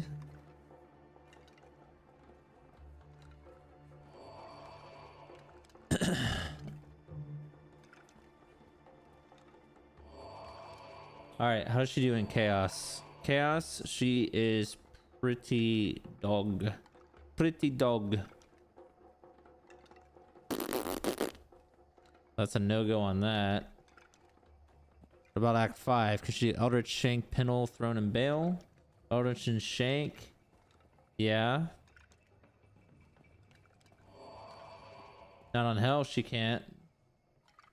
On Nightmare, she can. Pendle, yeah, she can do Pendle. Can she do Throne? She can. It's like meh.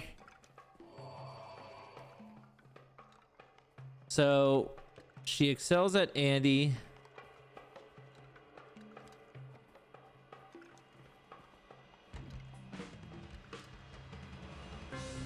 Ancient Tunnels.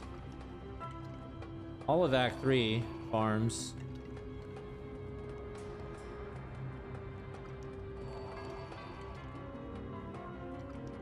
So if I made a source, I would make her do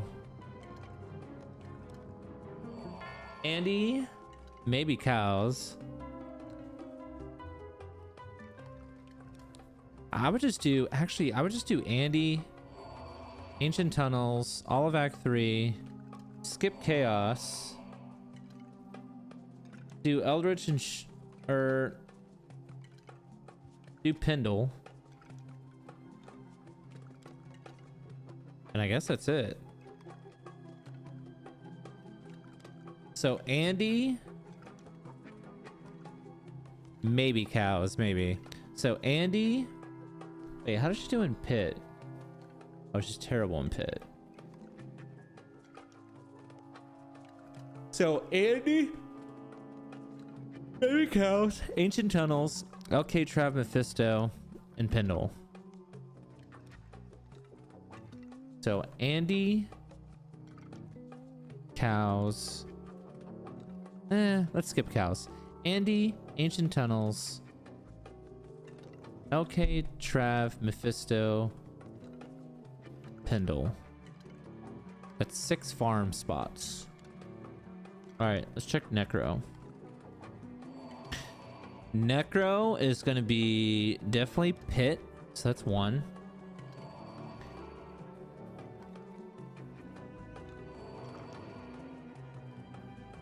Cows is 2.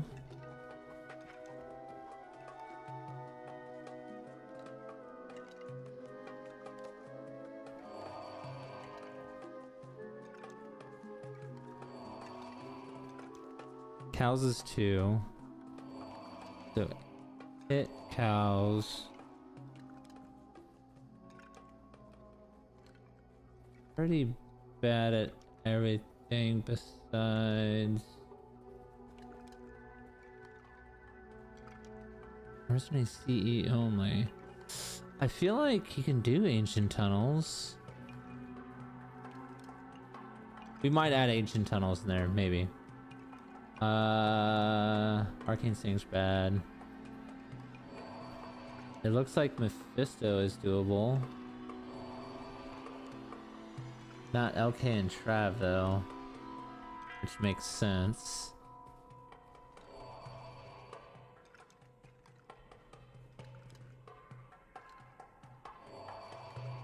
Chaos is bad for all the builds. We got 2. So Act 3 is just bad. Well, no, Mephisto. Eldritch and Shank. Kendall's bad? Really?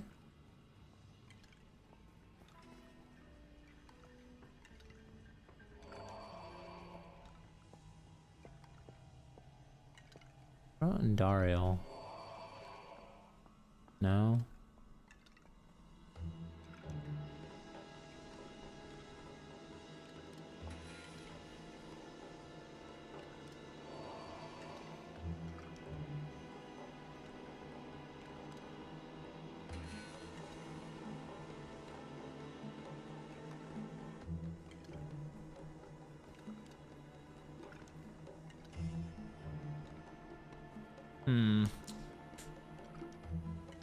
It's looking like it's gonna be Source.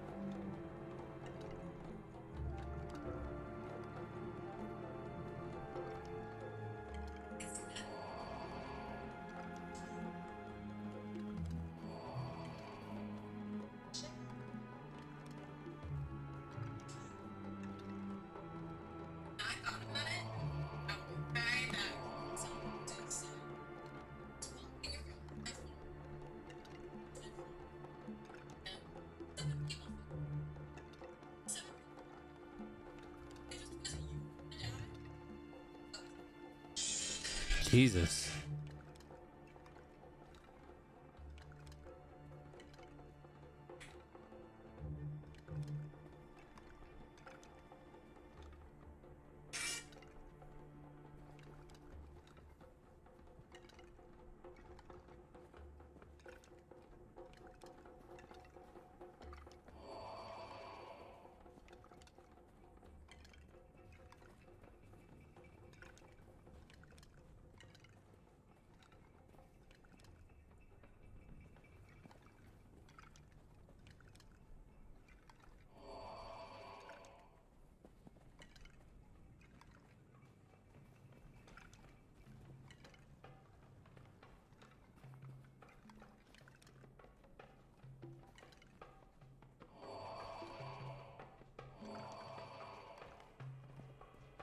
How did it disappear though?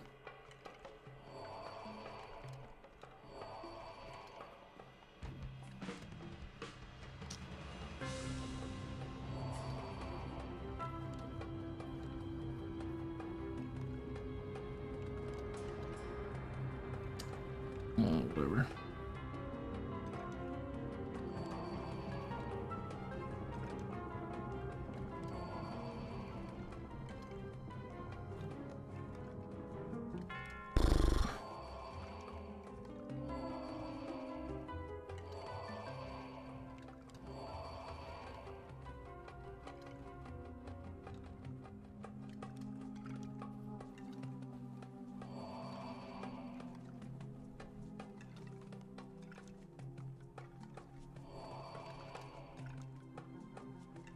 Nice.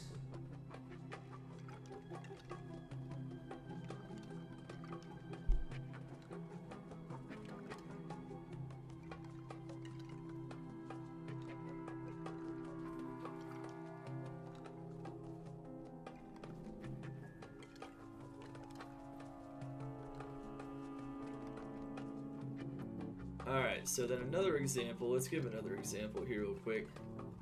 So let's go to, I don't know, let's go to a different class here. Let's go to Poison Nova Necro, which is my second favorite build. And let's say I'm looking for ultra rare gear. So I want ultra rare gear and I'm a Poison Necro.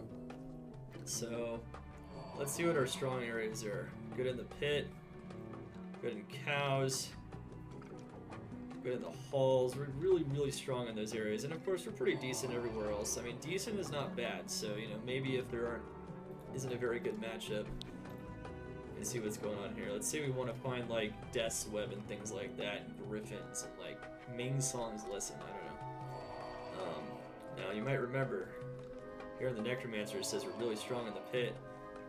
One area that's really strong for ultra rare gear is the pit. Seems to be a pretty good fit to me, so I might just want to farm one of the pit, but of course, I don't know, I'm pretty strong in Worldstone as well. It says I was A tier as well, pretty here, and Worldstone is also very good in there. Alright, so if we have a high level build on the Necromancer, got pretty much all our gear for a full Poison Necromancer, that would be a pretty good idea. If not, it might be a little bit more of a struggle, but it seems still doable. Alright. And, yeah, but now let's say we're strong in Hell Cows. I mean, then we look over here in Ultra Rare Gear, and then we see, oh, Hell Cows isn't very good for that. It's like, damn, that's kind of lame. Well, maybe we don't want to do Hell Cows. Even though our Poison Necro is good at running it, I want the Ultra Rare Gear, so that's not going to be a good spot for me to farm right now. I mean, it's not. Hell Cows can drop some of that Ultra Rare Gear, but it's insanely rare in Hell Cows. So things like Death's Web could drop in there, but pretty rough. Pretty rough. Odds are so bad in there that it might not be a good idea.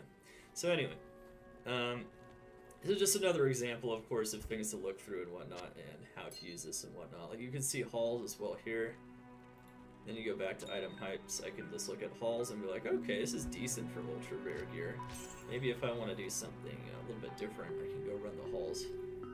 And, you know, maybe if you want to do something a bit different. So yeah, there you go. There's a couple of nice examples, of course, for how to use it effectively. As you're trying to, like, find out, you know, kind of where your areas match up that you want to do, and with your build and what you're looking for. So, and of course, you know, you compare the various tiers and areas in terms of, like, how the area performs with the build, or how the build performs in that area, and how that area performs in terms of giving out certain kinds of loot. Alright. So, well, let's start to get into what do these tiers mean and what do they compare. So let's get in, like, so it does a very broad overview, so let's get a little bit deeper. What do they actually mean? So what does it mean when something's like S, A, B, C, D, F, and all that stuff? So if you go look at Ancient Tunnels and then High Gear, you know, what does that mean that this is an S? What does that mean? Okay, so in general, these tiers are meant to compare areas in terms of individual build performance. but they also serve as a decent broad brush means of comparison of between build performance in an area and an overall gauge of build strength in both the early game with low gear and late game with high gear. So what does that mean?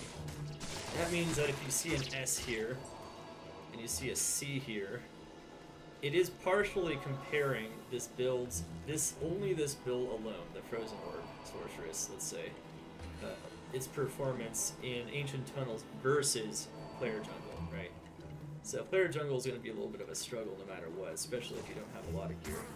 But you can see that, you know, relatively speaking, there's a much better performance with this build in this area versus this area. Mostly because of things like immunes and the area level and things of that nature. But these tiers also do reflect some other things, so it also reflects like the strength of the area in general. So you might notice when you go through these tier lists that Ancient Tunnels tend to have a lot of better rankings than maybe certain other areas, simply because they're better for more builds. And you can also see that in general they also tend to perform very well in terms of loot and whatnot. So that's very good stuff. Another thing to note is that it does somewhat also serve as a referendum on like how strong this build is in this area versus other builds in this area. So for instance, we can kind of compare the Frozen Orb Sorceress Hey, bud. with high gear versus a Fireball Meteor Star with low Self, high what's gear up, man? in Tunnels. Are you And can going see to there's play a big Lost Ark? difference there. Smiley face. Depending on what it is, like Fireball, Blizzard. I don't for know, instance, is probably even better not, in to be Ancient honest. in some ways. So, yeah. See, it's also. I have no AOS, so idea. you can I haven't see really that checked it's that game pretty out. similar I've heard of it, performance to but just a pure Blizzard Sorceress. And you can think, all right, well, that makes sense to me. So you no can kind of idea. compare between builds a bit. You can compare between areas a bit, and of course, you can compare the areas within. You the should, build since you itself, like which to is invest usually into Diablo like game time. Smiley face. It will be nice. Smiley face. The build kind of competing with itself in different areas. So it's just trying to say like where does Maybe. So yeah, that's pretty much what the tiers mean in general. So Maybe. you can both use this resource as a means of determining. I'm on that where to Diablo farm / with a WoW certain build, grind but right also now. to know what builds I'm are still doing strong WoW. I'm in trying areas to you might enjoy. push And arena what rating builds and are WoW worth making on worth retail. acquiring the items you want in the Here's the areas you waypoint. want. So, I could have chosen to do. So one thing to note though is I could have chosen to do like sub tiers as well. Not in Could have town. chosen to do like plus or minus a tier, like A plus, A minus. I've done this. All on right, time previous to tier lists kill before. myself. This is the I didn't worst think area there's in the really game for enough me. Decision to warrant that, though, Especially with this because build. It's really hard to get that. It's really nitty-gritty. bad. It's not. I don't even think it's super honest unless I do like insane amounts of like super rigorous testing. We're talking like timers and everything. But some builds are Alright. very close in performance. Some builds might even be a little bit better than other builds, and they're both S tier, for instance. Like, let's give an example. Like, let's say, like for instance, a hammer in here with high gear is an S tier Chaos Sanctuary. Well, so is. This is gonna take a little while. It's possible though that you could just say the hammerman is still better than the lightning fury and chaos. And so maybe one of them should be like a S plus versus like S or something. But it's really nitty-gritty stuff. Like it's not really necessary. And at the end of the day, Gonna take a while. so I decided to keep it simple, user-friendly, and easy to understand. At the end of the day, there's definitely some variation even within the tiers a bit. That's all I'm basically trying to say here. Also, another thing I'm trying to say is that you can also make arguments for something. This guy maybe said being pretty A hard. tier, B tier, or S tier. As long as it's close enough, it's good enough for me, as far as I'm concerned. Because in a lot of these cases, I tried my best to like standardize them along the builds and between the builds, so that there's a bit more of an understanding of how they compare the different builds and things like that. But it's never going to be like, objectively speaking, there's definitely some variation. Like I said, there's like a D minus could theoretically be seen as like an F plus in some cases, right? And it's just like, well, I don't know. I feel like this is gonna help the community a lot, just understanding in general like how strong things are versus others, and without getting too insanely insanely, I guess, precise, if that makes any sense. So, alright. Anyway, that level of precision, just trying to get at that, you know, if you're gonna nitpick, you know, you can nitpick a lot. There's definitely things you can nitpick over, but what I'm more concerned with is that we don't have any, like, A tiers that are actually D tiers and whatnot. So if you guys have feedback on this once again, or on things like that, that'd be awesome. Hopefully when I explain some tier examples and some word examples and whatnot, you'll understand why I like certain things are the way they are, so that, you know, some of those, like, very small, like, differences are understood. Alright. Yeah. My mercenary leveled up, that's good. It also, see, the other thing is, like, you know, trying to make, like, just solid tiers like this is also good in terms of, like, comparing farming scenarios and things like that, because it gets too messy to start with, like, some tiers and like that. But yeah. Alright. So, let's get into what the tiers mean exactly, and let's just start going over exactly what we have here. Fuck. So, without, there's a lot of background and whatnot, we just kind of want to get over the basics and whatnot, and exactly what this is, and what it's not, and what it's designed to do. Alright. Let's get it now.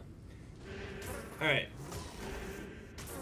So, let's do an overview of what these tiers mean, and the notes regarding this tier list in general, and do a brief overview of farming areas, builds, and how they interact.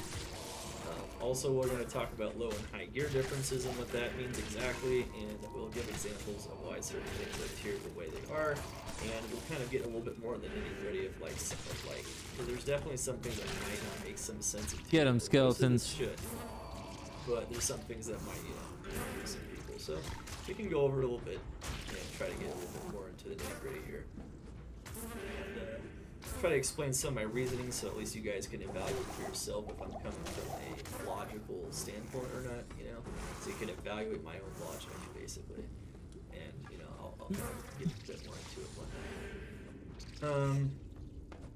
it. And, you know, for instance, as a good example of something that maybe is even being asked in the chat right now. Oh my god, come on. I can see You got this. second, was, You got this. why is a build with low gear performing better than a build with high gear in certain areas? And I'll That is a good question. That is a good so question. let's go over kind of the basics here. So let's just start with the Sorceress here. It doesn't really matter.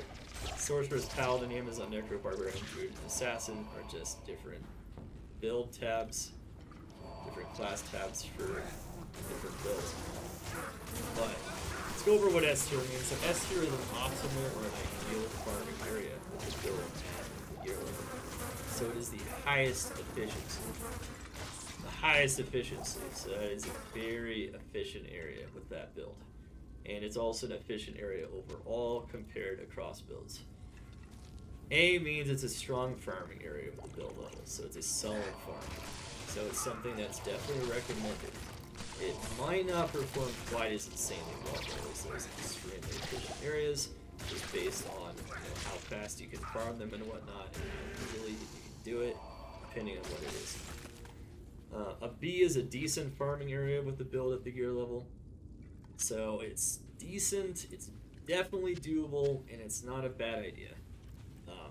Nothing wrong with it, really. Maybe a couple of things, but nothing major. And then a C is a viable farming area. So this is something you can do, but not super recommended. It's doable, it's not ideal. And then a D is definitely a trash area to farm with a certain gear level. A certain build is just not good. Don't recommend it at all.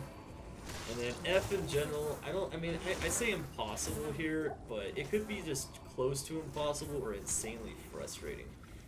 This is something you probably shouldn't do because it's not gonna feel very good on that build whatsoever, and it's gonna be very challenging. Alright, and so Fuck the maggot layer, man. I hate the maggot layer so much. yeah.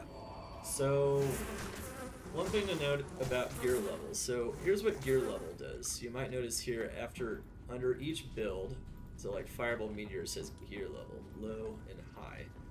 So gear level compares starter budget setup performance versus ideal complete or near complete setup performance. So That means that we're taking like a build that's like in its infancy. It's a workable workable put together build of some kind that does what the build does. Now, if you want to learn more about, the differences between like budget and ideal builds, I highly recommend to go into Max Roll and to read those build guides, because there's starter guides, there's budget variants of the guides towards the bottom of the guides, and then you can check out the ideal guides as well. Yes, F for frustrating. Yes. Yeah, the double spirit kind of build. Yeah, exactly. F for fuck that. It's not going to be an insanely it's not going to be an ideal version of the build. It's going to have problems in a lot of areas because it's weaker, it doesn't do as much damage, it's maybe it's more vulnerable, doesn't have as much mobility because it doesn't have Enigma. Like low builds aren't going to have Enigma and Infinity basically, right? They're going to have like those basic rewards. Whereas like high builds are going to have things like that. They're going to have like a build that's pretty close to like maxed out, or at least a very solid version of the build. That is what high is. It's like it's going to be solid. It's going to have the high runes. It's going to have the power for sure. It's going to have the power. That's basically what the low and the high comparisons are. One thing to note is that all farming areas are in hell difficulty unless stated otherwise. So all these farming areas here are in hell difficulty unless it says nightmare next to it. There's only nightmare recommendations because when you have lower gear, farming nightmare is usually a better idea. Alright, so that's basically it for that. So we're literally just going to kind of go over, so in each of these areas here, you can see that, we have the farming areas, we have the builds, and we have the gear levels in every single one of these class tabs. We're not going to go over every single build or anything. We're just going to give examples of different things just so you guys understand how to use it, because that would take forever, to be perfectly frank. But, so, let's kind of go over like what the farming areas are. So they're organized by act, so you'll know where to find them a little bit easier. And to kind of go over like what these areas are and why they're good areas. Why did we choose them? Why are they here? Okay, so Mausoleum is a maximum level area. It can drop every item in the game. Some of its weaknesses include being very far away from the waypoint and not being very dense, but it is a max level area and can drop every item in the game. Tends to be typified by large amounts of lightning immunity. Countess. Countess is usually farmed for Keys of Terror, which are necessary for Ubers, and it is also farmed for like runes up through Ist. So she has a rune table, a special rune table that can drop up to Ist, and she drops runes up through Ist fairly frequently. Pretty nice area. And then of course, there's also some other weird things with the Countess area, such as it being better if the player's won because she drops less runes once the player account goes back. It's kind of strange. Alright. Another thing about the Countess is that she's always immune to fire and cold, and she has a ton of cold immune minions near her. The Pit also has a lot of cold immunity, also a lot of fire immunity, and some lightning immunity. The Pit is also a max level area like Mausoleum, however it doesn't have many weaknesses. It's very dense, there's low HP monsters, it's easy to access from a waypoint, outer cloister, and it's insanely good in general. However, for some builds, this area can be challenging because of the immunities mostly. Nightmare and Dark. Nightmare and Dark can drop several staple items, such as SMJ and Hyper Metal. Nightmare and Dario can farm. You can farm it for a lot of very solid gear, and you don't need a lot of gear yourself to do it. Very solid farm area early on. Of course, we have Hell and Dario, which might take a little bit higher level gear, but you can still do fairly easily, especially on softcore, no problem. Just bum rush it with some prep gear, and you'll be good. You can drop Shaco from Hell and Dario and all kinds of very useful items like DK rings. High Lords, Tal's Amy, and all kinds of just crazy stuff. Oculus, War Travelers, Elendariel is insanely solid, and she's always quest bugged, so her loot table is actually quite nice. And bosses in general, one thing to note is that bosses also tend to drop lots of loot. They'd be very good loot tables for like basic gear, including Nightmare Darl, same thing. Nightmare Cows and Hell Cows, they tend to just drop tons and tons of items, specifically items of certain types, like charm, jewels, jewelry, and runes, and all, and base items like bases, like rumored bases, and all kinds of stuff like that.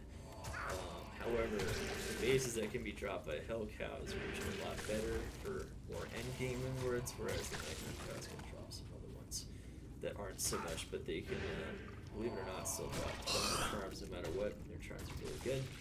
These are not max level areas, though. Oh my god, I got a whole nother level to worry about. Cows are only level 1 in Hell, so they tend to struggle with dropping some of those extremely rare items. But overall, Cows is amazing. The density is insane in there. Very good area. Maggot Lair is almost a max level area or a max level area, depending on which level. Level 1 and 2 are 84. Level 84 areas, and level 3 is an 85 area. Basically, in non D2 expert speak, that means that any item can drop in the game in the Maggot Lair. Maggot Lair is very challenging for many builds to farm, however, because it's very cramped and very confined spaces. Also, it tends to be plagued by poison immunity and lightning immunity, making it very challenging for certain builds to farm in there. And yeah, it can be a challenge. However, there are definitely builds that can take advantage of this area. Ancient Tunnels. Ancient Tunnels is kind of like the Pit in a lot of ways. Very easily accessible from a waypoint in Lost City. It might be a little more challenging to find than the Pit and Battle.net, but it's quite an insane area. It's a max level area. It can drop every item in the game. There's decent density. There's decent elite pack density, which means there's a lot of elite packs that have better odds for dropping better items, just like the Pit. And it's just an insane area overall. Very strong area. There's definitely some builds that can suffer a little bit from immunities in there, but overall it's insanely strong builds that take advantage of the immunities that are there. Arcane Sanctuary. Arcane Sanctuary is mostly an area where you farm the super chests and the specters, the ghosts. You must kill the ghosts on the hard platform, like solid ground, in order for them to drop loot. However, they all have special loot tables that are way better at dropping radius points, jewelry than almost any other monster in the game. They're 4 times more likely than a standard. Get me out of that place, man. Fuck. And because of that, you can find high runes from them quite a bit easier than farming other things. There's certain builds with high mobility and that don't have immunities in here. There's no lightning immunities in Arcane, for instance, that really take advantage of this area and make for amazing farms. Amazing farms. And then, of course, you have the Summoner. Summoner is where H key drops. That's about it. He also drops basic gear quite a bit. And that's pretty much all they wrote about. Alright, I want to start organizing my shit, because it's getting a little cray-cray. Ubers, just like you need the Key of Terror from Countess. Talrosh's Tomb. Talrosh's Tomb is a very, very dense area. So all the Talrosh's Tombs are very dense. They're a little more challenging because there's a ton of different immunities in them, and it kind of depends on what spawns in them. However, there's some builds that take a lot of advantage of that insane density, despite it only being a level 80 area. And also the fact there's also ghosts in here, just like in Arcane. There's ghosts that typically spawn in there as well. Not always, but typically spawn in there as well. So it's actually pretty solid. And there's some chests there as well. Alright.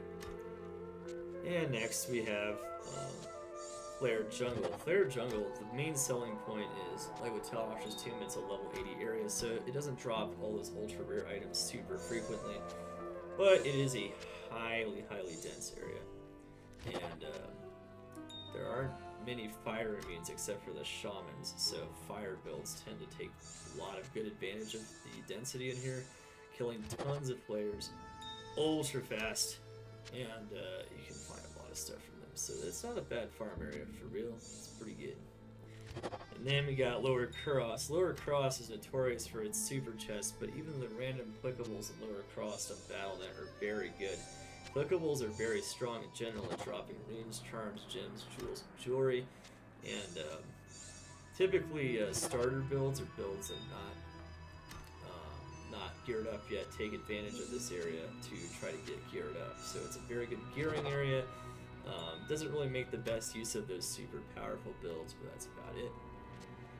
And then you have things like Travancore. Travancore's insane. It drops almost everything except for those ultra rare base items. You can't drop things like Griffins there, but you can definitely drop everything, including like Storm Shield, not Arachnid's Mesh. Storm Shield Shaker, it actually doesn't drop Arachnid's Mesh, strangely enough. And tons of high runes. It can drop high runes very frequently in here. It can drop gold, it can drop jewels, it can drop charms. Travancore is just a really solid farm area. It's very accessible by a waypoint, so it's a very strong area in general. The council members are also level 85 themselves, so they can just drop all kinds of items, including every manner of jewelry.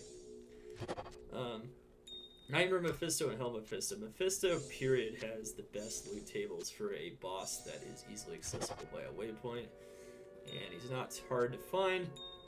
You can actually check out my Finding Mephisto guide here on YouTube as well, and you can learn how to find Mephisto reliably using Battle.net map generation. And he is a loot pinata. He will drop 90% of the items in the game, including some of those ultra rare ones, including even Arachnid's Mesh. Yeah, he's just super good. Even in Nightmare, he drops a ton of staple items, including Oculus and Herald of Zakarum. So even in Nightmare, he's a very powerful farm. In Hell, he's just got even more options, like Mars and Arachnid's Mesh and all kinds of crazy stuff. Shaco, all that stuff. Just really good at that basic loot. The bosses in general always are. He's also a level 87 monster, so you can, as long as he can drop the base of the item, he can drop the item. It's pretty insane stuff. Alright, City of the Damned. City of the Damned. Alright, so City of the Damned is a level 84 area. It's not a max level area, but it's close, and it can drop every item in the game from those elite packs and those not quite the champions. The champions can drop almost every item in the game. It can be pretty challenging though for some builds because the immunities are really tough to break in here. So where there's no immunities or limited immunities, it's either a decent farm or at least a solid farm, but it's not always amazing. River of Flame, A B kind of C the same thing as City of the Damned, D but F the immunities aren't quite as brutal G. in here, so it's usually going to be a little bit better in that regard, except River of Flame is a max level area, unlike City of the Damned, so believe it or not, it's got the same item and loot potential as some areas like Ancient Tunnels in the Pit. One weakness of River of Flame, though, is that it's more spread out, and there's a lot of area where elites just don't spawn beyond the spawn point, so there's a lot of wasted time you can just traveling. A lot of wasted time you can incur just by traveling through this area. Alright. Chaos and Diablo. Chaos Diablo. Max level area. It has a boss. It has super uniques that drop 2 items apiece, which are the seal bosses. It's pretty insane for a lot of loot types. It even has Stormcasters, which have the same loot tables as Ghosts. It's got high density. It's an insane area for sure. The only main weakness of this area is that a lot of those super uniques, including Diablo, can't drop every item in the game, and they're actually restricted as to what loot they can drop, which can definitely affect what you can find in there and how frequent. All right, we got it organized. And yes, insanely well balanced area as well, very well balanced. And let's see. We have Shank and Eldritch. Shank and Eldritch are mostly known for being really nice loot pinatas, literally right next to a waypoint. They each drop 2 items apiece, guaranteed, even in Players 1, so even in solo gameplay, and they're very easily accessible. They can't drop every item in the game, but that's okay because between them and their minions. They're very good at dropping all kinds of things, including hirings and other things. And Nightmare, they can't do that, but they can drop a lot of basic gear, and it's very easy to access, and it doesn't require a very strong build. 2-socketed kite shield. So, We need a you almost 3-socket can't go though. wrong in these areas with a weak build, and you'll see that reflected a lot with S's like across the board in the low gear column for these very solid stuff. Breast socket. Breast socket can drop almost every item in the game. About like what, 97% of the items in the game, 96, 95, 97%. He's basically a super unique. He always drops 2 items, just like Eldritch and Shank, and he can drop. What the almost bone every shield item. do we He can need? drop even things like Griffins and Death. Rhyme. So very solid farm. There are things he can't drop though, like Crown of Ages. So just keep in mind he's got some limitations. We just need the Another shield for problem is that he's agents literally just a pledge. single monster, and he can be quite a ways away from the Waypoint area plateau. He is located in an area plateau, which is kind of a weird area. Unlike some of these other areas that are located in areas that are a bit more understandable or easy to get to.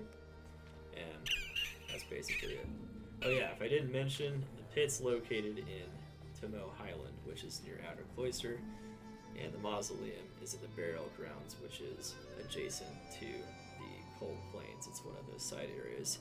So yeah, some of these areas are like in areas that are not like the actual like area that is listed here. Some of them are areas, some of them are bosses inside of areas like the Summoners and Arcane Countesses in the Tower Cellar and things like that. But yeah, in the case of these, they're like Chaos Sanctuary, Diablo, River of Flame. These are literally the names of the actual areas. Of course, you can research more about where these are actually located on Maxroll as well, just by checking out like checking out the acts, going to like Act 1, Act 2, Act 3, Act 4, or Act 5, and then seeing where these areas are located. So you can always learn more about them in the map layouts and things like that with those awesome resources already on Maxwell. But yeah, I thought I'd just go over that a little bit though. Eldritch and Shank and whatnot are in the Bloody Foothills and Frigid Highlands right next to the waypoint. And, you know, Mephisto's Endurance of Hate 3, blah, blah, blah, blah. Okay, I think that's pretty much all of them anyway. And let's continue. So let's go to Pendleskin. Pendleskin is, yeah, so he's in Nilithok's Temple, literally entering in the area to go kill Nilithok. Now, Pendleskin can drop literally almost every item in the game. He is broken in a lot of ways. Weak builds can farm it very easily because all you have to do is like teleport or walk up to him and kill him.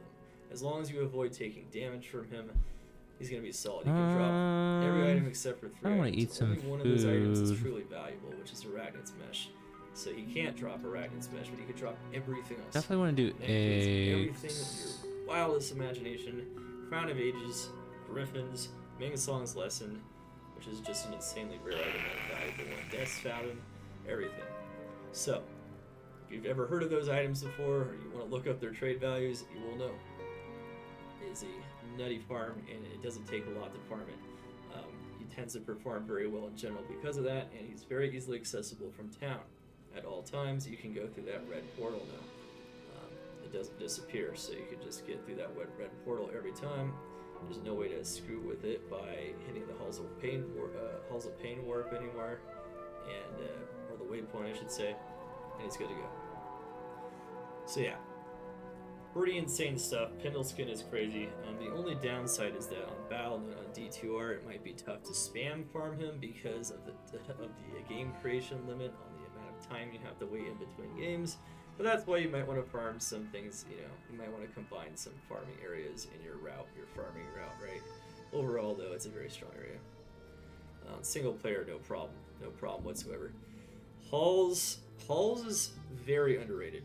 This might be one of the most underrated areas in Diablo 2, period, and in D2R, that's no exception. Halls is crazy. So, like we've been explaining with all these areas, to kind of like explain why these areas are here on my tier list and why they're so important. This is an area where it is a level 83 or 84 area.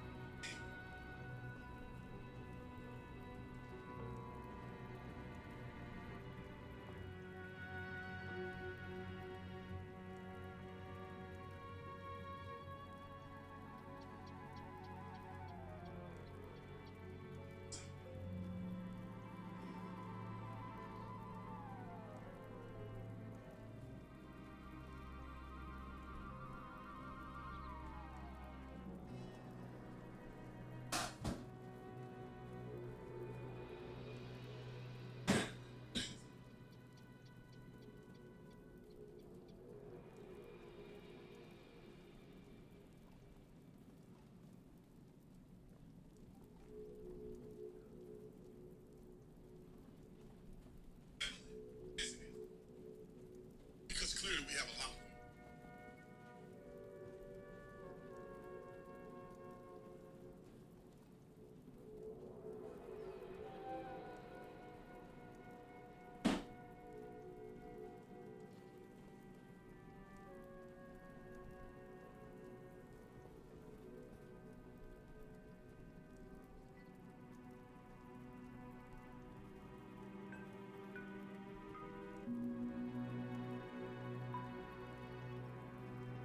Just go back.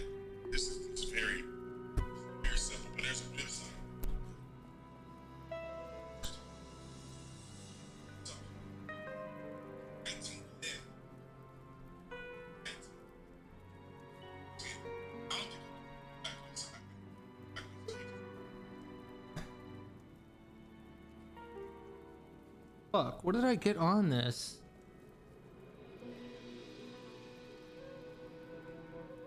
What the fuck? How?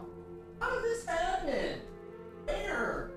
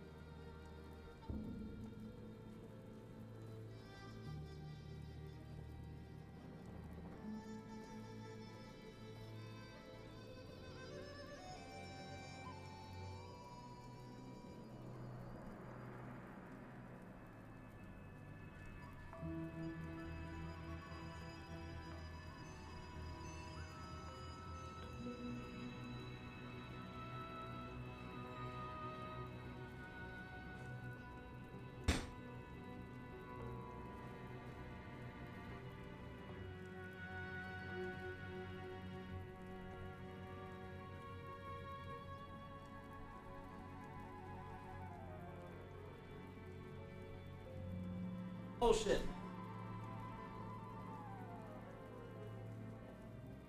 That's still something on the floor?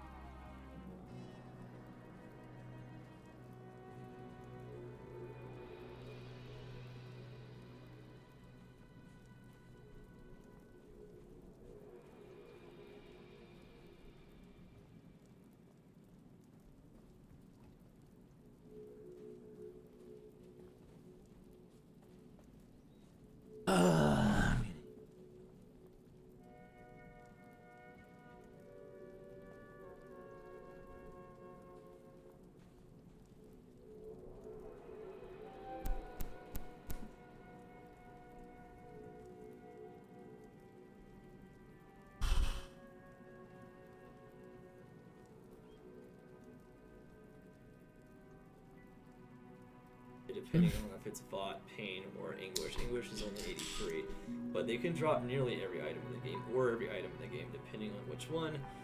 There's a lot of elite packs in there.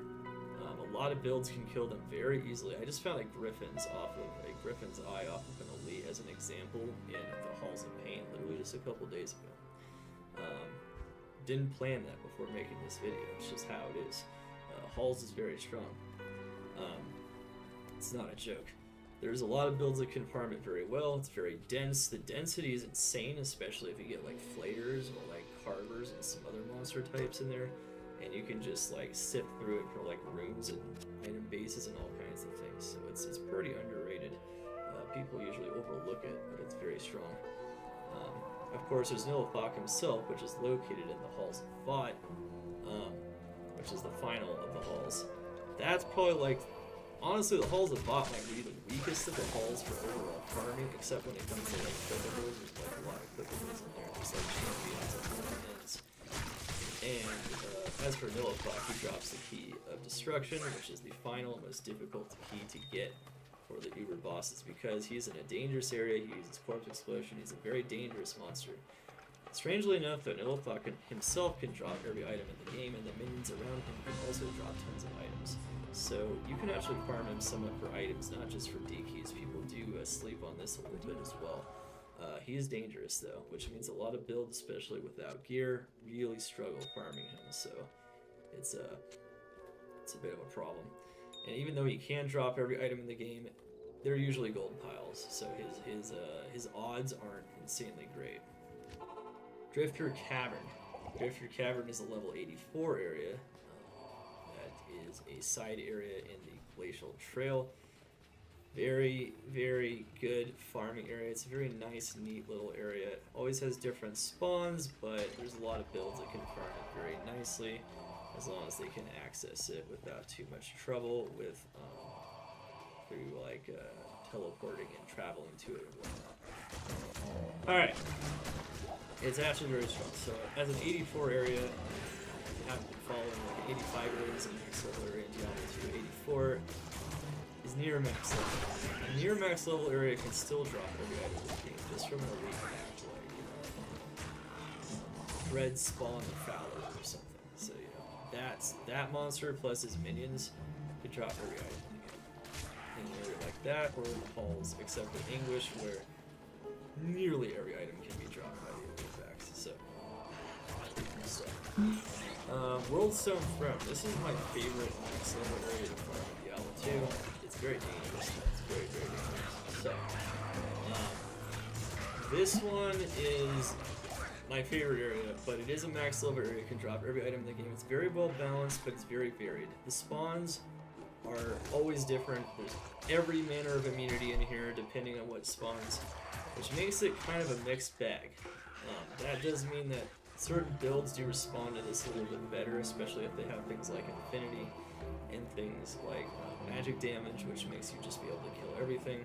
Just depends on what it is, or just varied sources of damage. So like builds that tend to have multiple sources of damage will tend to perform very well. There's like Veil Waves, and Veil and Waves are just certain builds that kill Veil and Waves very fast, very quickly, and without a lot of problems. And of course, Veil can drop every item in the game, so can Veil Waves. They're also used a lot for experience. One thing to note is that even though the main focus is where to farm for items, and you know, the whole item types tier list here, which kind of reflects that a lot of these areas are also very strong for experience. So experience is a very big focus of like a lot of farming, and max level areas in general are very good for experience. Things like Ancient Tunnels, the Pit, even Travancore is decent for experience up to a point. Chaos, River of Flame, you know, all these areas, Worldstone Throne, Veil Waves, you know, even the 84 areas like Drifter Cavern and Halls are pretty good for experience, up to a certain point, of course. And of course, you guys can read those max roll guides to know how experience works in case you want to know a bit more about how to farm experience. But in general, if a build is strong in an area with a certain gear level, then it is strong at farming it for either experience or items. Doesn't matter what you're going for, it could be either one. One thing you might also notice is that one thing that is not focused on at all in this tier list is one thing that's notably absent is there's no Ubers. So there's no Ubers at all, so it's... Yeah, why? This is not about what builds can kill Ubers the best or the fastest. This is about farming areas in the standard game. So for Ubers, it's a whole nother ball game. I recommend checking out the actual Uber tier list, under tier list on the Maxwell site to learn more about like what builds are strong for killing Ubers, and also you can check out the build guides themselves. Usually the strong builds for Ubers have an Uber variant, so they actually have a variant, a gear variant, so you can check out what gear differs and whatnot. But that's a whole different thing. We do cover key farming areas, of course, because that's very important for trade value or for actually getting to the Ubers. But we're not going to be actually like discussing that. This is not nothing to do with the Ubers whatsoever. 23, 24. That's a totally different thing. That's a totally different thing. So yeah, that's going to be notably absent for sure. And yeah, it's going to be good stuff. Yeah, so there ain't no Ubers. There ain't no Ubers. Alright, so maybe we should just start giving some examples here of like what build areas are good here and whatnot, and how good they are for different things, and overall just, you know, how they tend to perform. But yeah. So let's see what we can do here. Let's go to let's give some examples of like what these tiers and whatnot mean in different builds and whatnot. Let's do it. Let's do it. Just a second.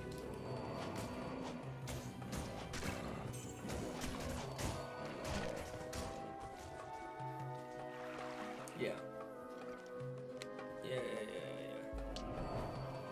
You know, I wish I had more programs that were as easy to implement and as successful right out the gate as Hinge. Really, I have people that pull me aside and say, I can see a real difference in how I feel. Okay, so let's get some examples from the Sorceress, for instance, right? So let's go to like Firewall, right? So Firewall discusses like hybrids and pure at the same time. So the main focus is Firewall, but if you've got a hybrid build, you can do some of these areas that you might not be able to do otherwise, such as like Chaos pretty well, and that's pretty good stuff. So Chaos and Diablo, like if it was just pure Firewall, it would be a nightmare, for instance, but as you can see, like with low gear level, it wouldn't be that bad though if you combine it with Ward, for instance, because you'd have two elements. And so some of these take into like account like multiple things, because I didn't want to create like two separate Firewall builds, but technically, like, you know, Firewalls usually combine with another element. That's why, you know, we're talking about. That's why we're kind of taking into account the hybrid build for it for the most part. And so you can see, you know, there's just different performances at low versus high. Now, one question I know I'm going to get a lot about like how things are tiered on this list and whatnot is, why would a low gear build be better than a high gear build in an area that is really easy like Nightmare Cows? And the main reason is this: it's because when you have a lot of gear, you don't want to farm Nightmare Cows. Why do you not want to farm Nightmare Cows? Because you're beyond that area. You're better than that area. You don't need the gear from that area anymore. It's really that simple. I don't want to advise people with high levels of gear and Firewall builds to be farming Nightmare Cows, because it's not a good idea. So even though you could do it, and it's viable, so I still think it at the viable one, you know, the okay tier, the viable farming area build tier. It's viable to farm Nightmare Cows with a fully geared Fireball Sword. There's so much better areas you can farm, so relative with that build. So, you know, like, you know, better off sticking to the bosses or things like Eldritch or, you know, whatever, any other bosses, anything else, or any of the few other areas. It's just better to stick to those areas, because there's a bunch of rough stuff that you want to go through. So you have to do it. So that's what it just comes down to. Is remember that the tiers are not only comparing between builds, they're comparing within the build. So if I have this level of gear on this character, I'm probably not going to touch Nightmare Cows very much, or Nightmare Shank anymore, because it's just not going to do much for me. Whereas at a low level of gear, it's going to do a lot more. It's going to do a lot more. So you got like 2 S's there. Sick. That's good to go. No problem. No problem. So yeah, and so we can get some other examples from other classes, of course. We can spend a lot on Sorceress. But, you know, like, you know, so with a Paladin without Enigma, Maggot Lair is almost virtually impossible. It's just gonna be a pain in the ass no matter what. You could have a teleport staff and whatever, it's still gonna be super painful. No matter what you do in there, it's just gonna be rough. Your hammers are gonna be hitting the walls. You're gonna be trying to like teleport to get right on top of the monster. Same with Summoner. It's basically a challenge. Now once you have Enigma and whatnot, it starts to become a little more doable, but there's still major problems, especially when compared with all the other areas you can farm on the Paladin, right? So all these other areas you can farm, like Chaos, why would you be in Maggot Lair? It's like, you could do it, Not really recommended though, it's trash, you know. And then like Ancient Tunnels has magic immunes, so you wouldn't want to touch that usually on a hammered in either, because you're going to be taking way too long to kill them, especially relative to other builds that can actually do the Ancient Tunnel as well, and relative to all the other areas that the Paladin is capable of doing. Of course, the Zealer, now you can see it, the Zealer is a different build here, but you can see like the Zealer is really, really strong at Trapping Pull, for instance. So like Trapping Pull is really good on the Zealer, but it's also really good on the Hammered. And you can see that they're about the same power, and they are. The Zealer, you can charge up to there, and you can just shrug them. As long as you got some like very basic, give you a decent weapon, like he's fine on the low end, on the high end, if you have a really strong weapon, they're gonna die on the 6. So it's really good stuff. It's really good stuff in general. So yeah, the low end doesn't have to be like super poverty, but in general, it's kind of reflecting that like if you have at least budget, you know, stuff that works versus like stuff that's like close to ideal. Either way, it's gonna be a good time. So there's a lot of examples, of course, I can give across the board, and you know, one thing about the Smiter, people might be asking, can the pure Smiter farm? Yes, it can. So, you know, like, why do I even have this here? You know, isn't this an Uber build? Didn't we just, you know, say over and over that there's no Uber areas and we're not focusing on Uber areas? Well, yes, we did. But, what this build can do is on a Smiter, you could just kill bosses. So you notice that it's really good at killing bosses. You'll notice it rates pretty well on the bosses. So that's a good example there. And you'll notice that, also rates in areas where you can just target elite monsters. So you could just kill the elite monsters, which have the best loot tables out of all the other monsters in an area typically. So like, you know, Seed Fang, the seeds or whatever. Yeah, you get the idea. Anyway, yeah, so you can do these things that are actually decent, and you can actually farm stuff in this Smite. You can just farm things with Smite if you want, that's all you can do. If you don't want to farm with Zeal instead, then I would much advise Zeal if that's what you want to do, you can do it. And of course, this is, you know, one of my favorite Paladin builds, which is a Tesla or a Dream Paladin. And you can see there's not even a single effing site. You might be like, why is that? There are no builds that are really bad on him? And the answer is no. There's not. You might also notice in some cases, you'll notice this as well on the Dream or the Bear Zeal Sorceress, that it's not low high, it's medium high. And that's because builds with Dreams don't have a budget build because they require Dream runes, which require Jaw runes. So it's like, at the bare minimum, you have the Dreams, and then, you know, at the high end, you have Enigma and everything else. So, some things would be a little worse, but you might notice there's a lot of overlap because both builds are very solid. Dream Paladins have two insane sources of like really high lightning and physical damage, and they can break immunities very easily too, so they don't have problems. They tend to have a pretty good time almost anywhere, even compared to other builds, they tend to be very good. So, alright. But yeah, you know, I can continue to give some more examples, of course, among different builds and whatnot. You know, we played a lot with the Sorceress and kind of did some examples earlier. If you go into like Freezing Arrow, for instance, on Amazon, you notice that it's really strong on Ancient Tunnels, as it is. Especially on single player, where you can spawn a waypoint right next to the Ancient Tunnels. You can just slaughter everything. Just takes everything. The area is just taken apart like nothing. It also is insanely good with cows. Any high density area, this build will perform very good in high density areas because Freezing Arrow scales on the number of enemies it passes through. And so it's pretty cool stuff. And then, you know, Javazon, got all kinds of cool stuff. Javazon's one of those very dichotomous builds where low and high gear make a pretty big difference. So you might notice that, like, at a lower gear level where you don't have infinity and stuff, you can do the mid, it's going to be pretty decent. But when you have all your gear, it's going to be insane. And it's going to be insanely good and insanely optimal as well. Whereas with cows, depending on the player kind of course, if players won, you know, it doesn't matter. with low level gear, it's going to be just fine because it's designed to take apart density and there's no immunities, so it's going to be no lightning immunities. High, of course, is still going to be insanely strong.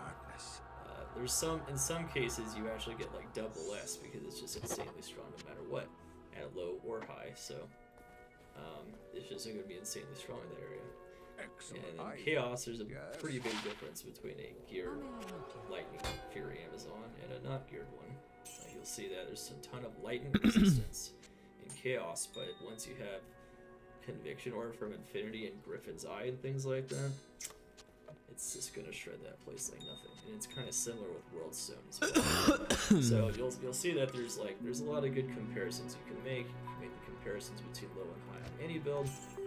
And of course, you can evaluate performance on any area. You just go across. Just gotta find it, man. Just gotta find it. So yeah, like fresh socket here. It's like whatever. You can do it on a Javazon, but there's definitely better ways to use your Javazon, right?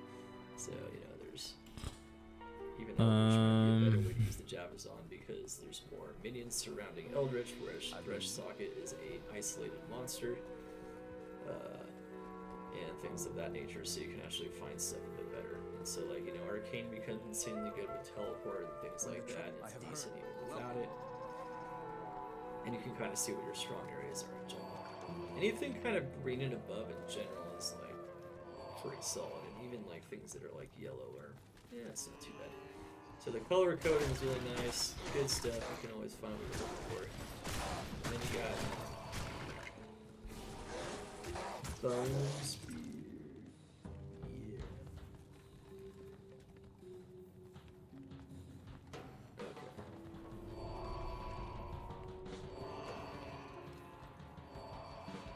Yeah. Okay. Yeah, so like Summoner, for instance, this is like the Fishing Answer build, so it's really good. Just destroy things with Corpse Explosion and Summons at the same time. So you'll notice that, he doesn't have any, this isn't the endgame either, but he also doesn't have a lot of things that are insanely strong, maybe relative to other builds, or even within itself. So, it just depends. Like, there's some builds that are incredibly consistent, you can just see different patterns. Just remember, you can always compare across builds, and of course within the gear level, within the build itself, and of course across different farm areas. So this is very good stuff, very good stuff in general. It's like Barbarian, for instance. We can take a look at the Barbarian. This is a very interesting case. So, like the Berserk Barbarian, he is meant to target like one single targets. He's meant to go for the elites. He's an elite hunter. He kills the elites and leaves the rest of the monsters alone. So Berserk isn't very good against extremely high HP monsters. So things like bosses are gonna be really bad. Density like cows, you're not a density killer. This is just gonna be painful for him.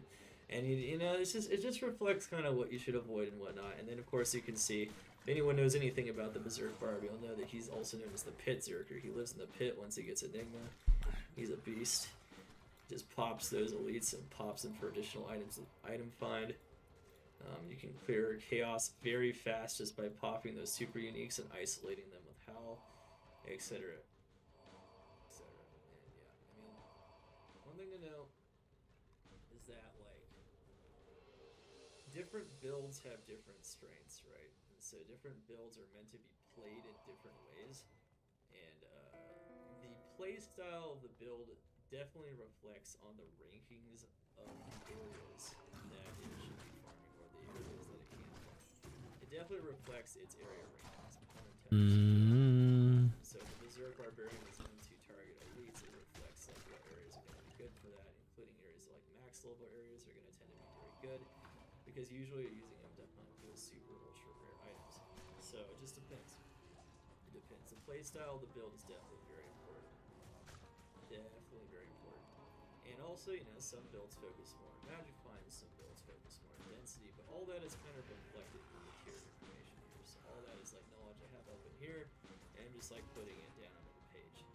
So like I already know kind of like how the build plays, I know what it's strongest at doing, what it does, what it's meant to do.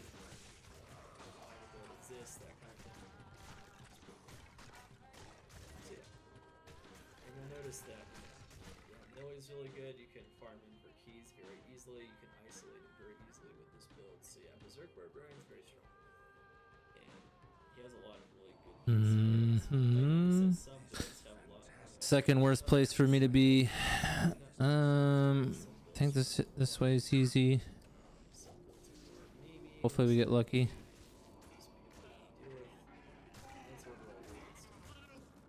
So like Dream Bear Sorceress, you know, it's very strong in a lot of scenarios. It's not super weak in any scenario really, but is it really optimal in any scenario? Not really. And so, yeah, see, some optimal is a strong word. Optimal is a strong word. Gotta be careful. Yeah.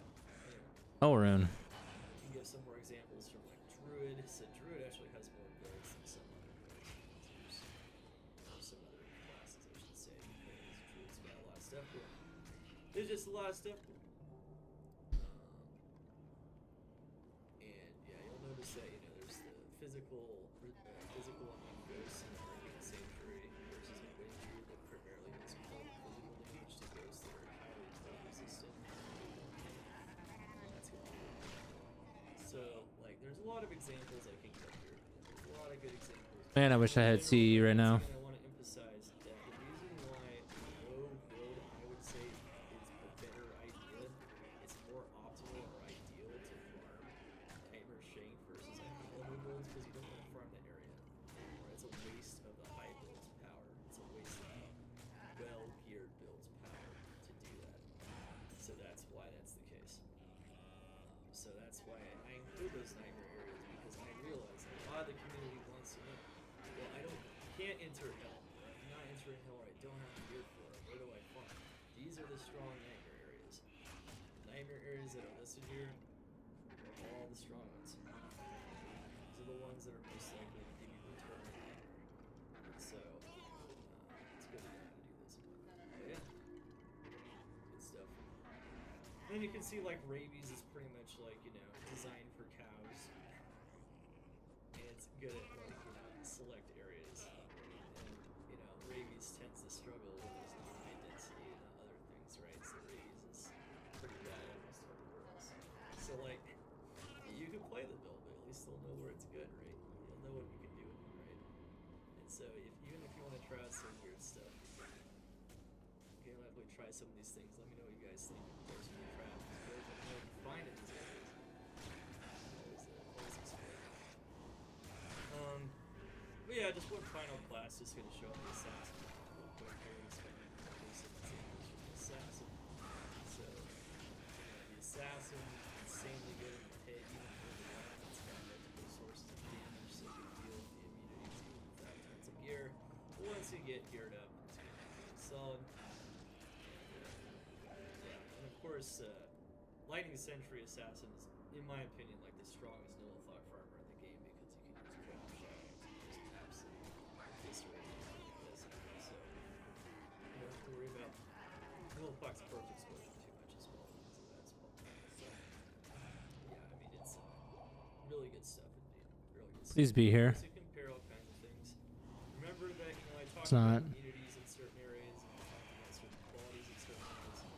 Like Nightmare Shank would be good for most builds.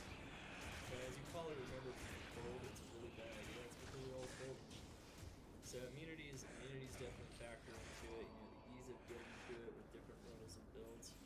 The density, you know, how the build plays with the build is meant to be. All factors into it.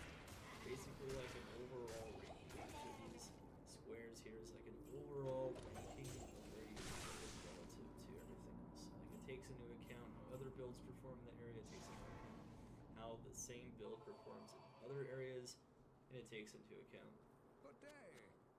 area strength as well, to a degree as well, just in terms of being able to use the build effectively to farm items. And so yeah, it takes all that into account, and of course it takes into account within gear levels, which is all nice stuff. So yeah, you guys can just have fun checking out all of those. Awesome. Some stuff. Now, pretty much went over pretty much all the classes, all the important information as to what the tiers are conveying in the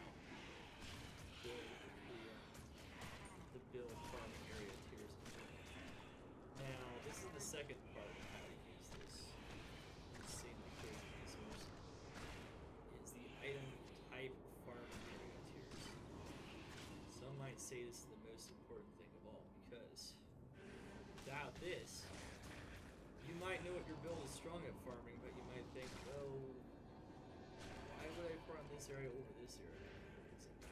There's a whole bunch of A's and a whole bunch of S's and a whole bunch of B's. I'm thinking, well, I could farm any of this stuff. I want to know where to find it. And I don't know where to find it. So this is where I went and I evaluated it based on player count, how each area performs in terms of what kinds of items that is good at. Every area has differences. It's because of monster type, because of monster level and limitations of the monster itself. It can be because it could drop every item of that type. There's a lot of things that very well balanced. There's just a lot of different information regarding monster level, area level, how the monster's loot table looks. And every monster is on different loot tables. There's different loot tables for all kinds of different monsters. So yeah. That stuff all matters in each of these areas. So there is cells. There's a little bit of differences though. There's a little bit of differences here. So this is the D2 item type farming here. So an S is an optimal or ideal farming area for an item type at a player count. So its highest efficiency. A is a strong farming area for item type at a player count. Once again, decent farming area for item type at player count. A farming area for item type at player count. Not an ideal, so you can find them there fairly frequently, but it's not great. And it's not good at all because the item drops rarely in there, or it's difficult to get there. And then F, literally F strictly means on this tier list. Types that you can find the item is not possible. I try to be very strict about F's on this one. Like F's on the build, the builds could mean kind of impossible, but not really, just really insanely hard. Oh. So it's pretty good stuff. Anyway, so and anyone can use any of this information, by the way, not only a single player. It's all portable and everything. It's all. So yeah, you can use it all. You can use it all. It's no problem. Okay. Stay a while and listen. So this is interesting to note, though. So there's very important notes here I put here about finding items in Diablo 2 because tiering item types is difficult. But this kind of explains something. So player count refers to the number of players in a game, or the / player setting in single player. 1 to 2 players or solo, so it counts as solo no matter what. 1 player is solo. 3 to 6 players or 7 to 8 players or / players 7, 8, 3, 6, and 1, 2. So these backslashes are in single player. You can set your own player count in single player. Player count increases drop chance of an item, any, from regular monsters, minions, and act bosses. So player count, that is what it influences. It increases the drop chance of any item, just any item at all. As long as the item is in its loot table, it increases the chance that it will drop an item versus not dropping an item. At players 1, players 3, players 5, and players 7 respectively. So on odd player counts, there's an increase in those odds that they will drop an item from those types of monsters. From super uniques like Pendleskin, or from elite monsters, they always drop 1 or 2 items. They always drop their 1 or 2 items. Bosses aren't guaranteed to drop items from their item slots, which are up to 6, but they're more likely in higher player count. So that's why act bosses are influenced by player count. Any of those elite monsters, though, any of those super unique monsters like Pendle, they will always drop the same amount of items every time, no matter what. So it's pretty good stuff. Alright. And then we have a very short magic explanation here, where it just says it increases the likelihood of unique, set, rare, and magic rolls. That's literally all Magic Find does. Magic Find will improve the likelihood, especially of finding these kinds of items right here. The ultra rare gear, the basic valuable gear, all the set rolls, rares, and everything else are all going to be heavily influenced by Magic Find. So it's not just a matter of the area, even though the area matters a lot, which is why we have this tier list. It's also a matter of Magic Find. Okay. And then one thing that is really important to know here, really important, is that many areas have restrictions limiting the exact items that can drop there. What does that mean? In English, that is the most English way I can put it in Diablo 2, but in Diablo 2, there are area levels, there are monster levels, there are things like treasure class that determine what exactly can drop in each area. Even if an area might be strong at dropping a particular item, like in the case of the Countess dropping runes of 1 or 2 players, she's only actually good at dropping them to Ist. This is because the rune table is limited in terms of the runes dropping. She drops those runes very frequently, which makes her good for mid or high runes, specifically mid runes in this case. So there's definitely some runes here that isn't exactly captured. Hit is a max level area, so you can drop every item. Kind of like limited areas here to begin with. Over the builds. And low area tiers. But yeah. It's solid stuff. It's solid stuff. These areas are all solid, but they have sometimes limitations, like Eldritch and Shank are what's called treasure class limited. So they can't drop certain bases of items. You will never see a diadem, for instance, drop from Eldritch or Shank themselves. You will never see it from that specific monster. Never see it. Pendleskin, on the other hand, has very few limitations, but there's 3 items in the game you cannot drop, which are Materials Might, Azarath, and Arachnid's Mesh. So there are some limitations there. Some monsters can drop everything, like Neophyte and Real Waves. No limitations as to what they can drop.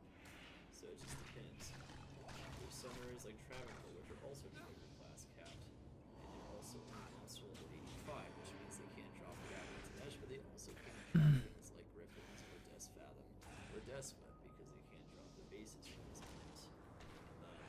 Some of this more advanced stuff I highly recommend more information about this stuff.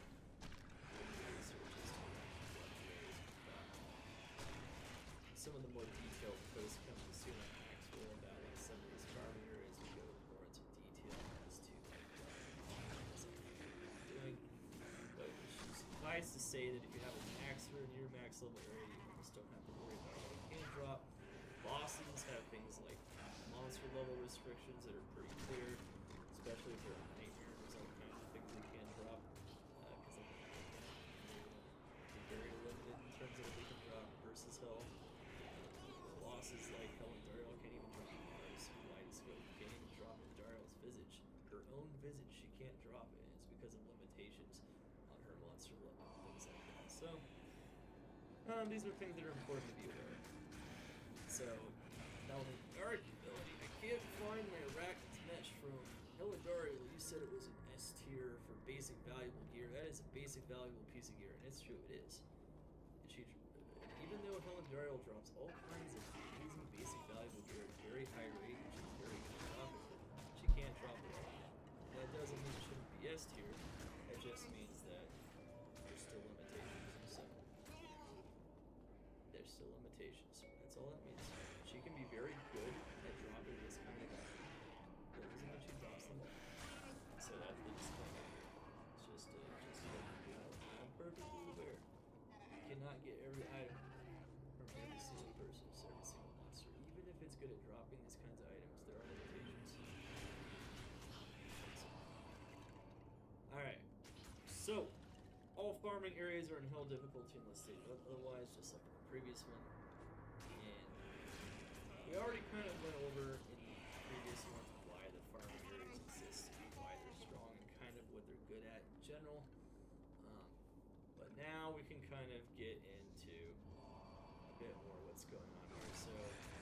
talked about player count a bit. Player count will influence certain items from certain areas. Because there's areas with large amounts of monster density and things of that nature, being able to clear those monsters very quickly will yield more items. And certain types of items benefit from those increased player counts. So, there's single player, you can set your own player count, which makes this even easier. Just simply enter games with other players, like in public games, and farm on your own, or you can farm with other people, such as friends. I know those are friends. Who has those, right? Well, if you do have friends, you can, you can farm with them, get those player counts up, and you might actually improve your odds of getting those kinds of items. It will improve the odds and the ease of getting certain kinds of items, which will be good stuff. So, unlike the build types, which are a bit more self-explanatory, let's kind of go over, so instead of farming areas, which we already went over what those are, let's go over like what these items are. So basic valuable gear, it's a very big category of items, but basically it's everything like Shaco, Oculus, Skin of the Viper Magi, Scolder's Ire, you get the idea. These are items that are going to be basic and valuable, very strong, especially in the early ladder. This is stuff that people are looking for. Stone jewelry, that's another example, possibly, except that's a piece of jewelry which has its own category. And you know, everything else. So it's just a lot of like basic stuff. It's very basic, valuable set items would be like Talrash's amulet, perhaps Talrash's belt. It could be anything, even just Talrash's mask. These kinds of items will drop more frequently from the areas that the optimal. So bosses tend to be really good at dropping basic valuable gear. Same thing with council members. Council members have really good loot tables for this. They drop lots of items. They tend to be good at this. So if you have a build that's strong at Traveling Bull and you want that kind of gear, it's not going to be a bad idea to go check it out. Or if you're looking for gear anyway,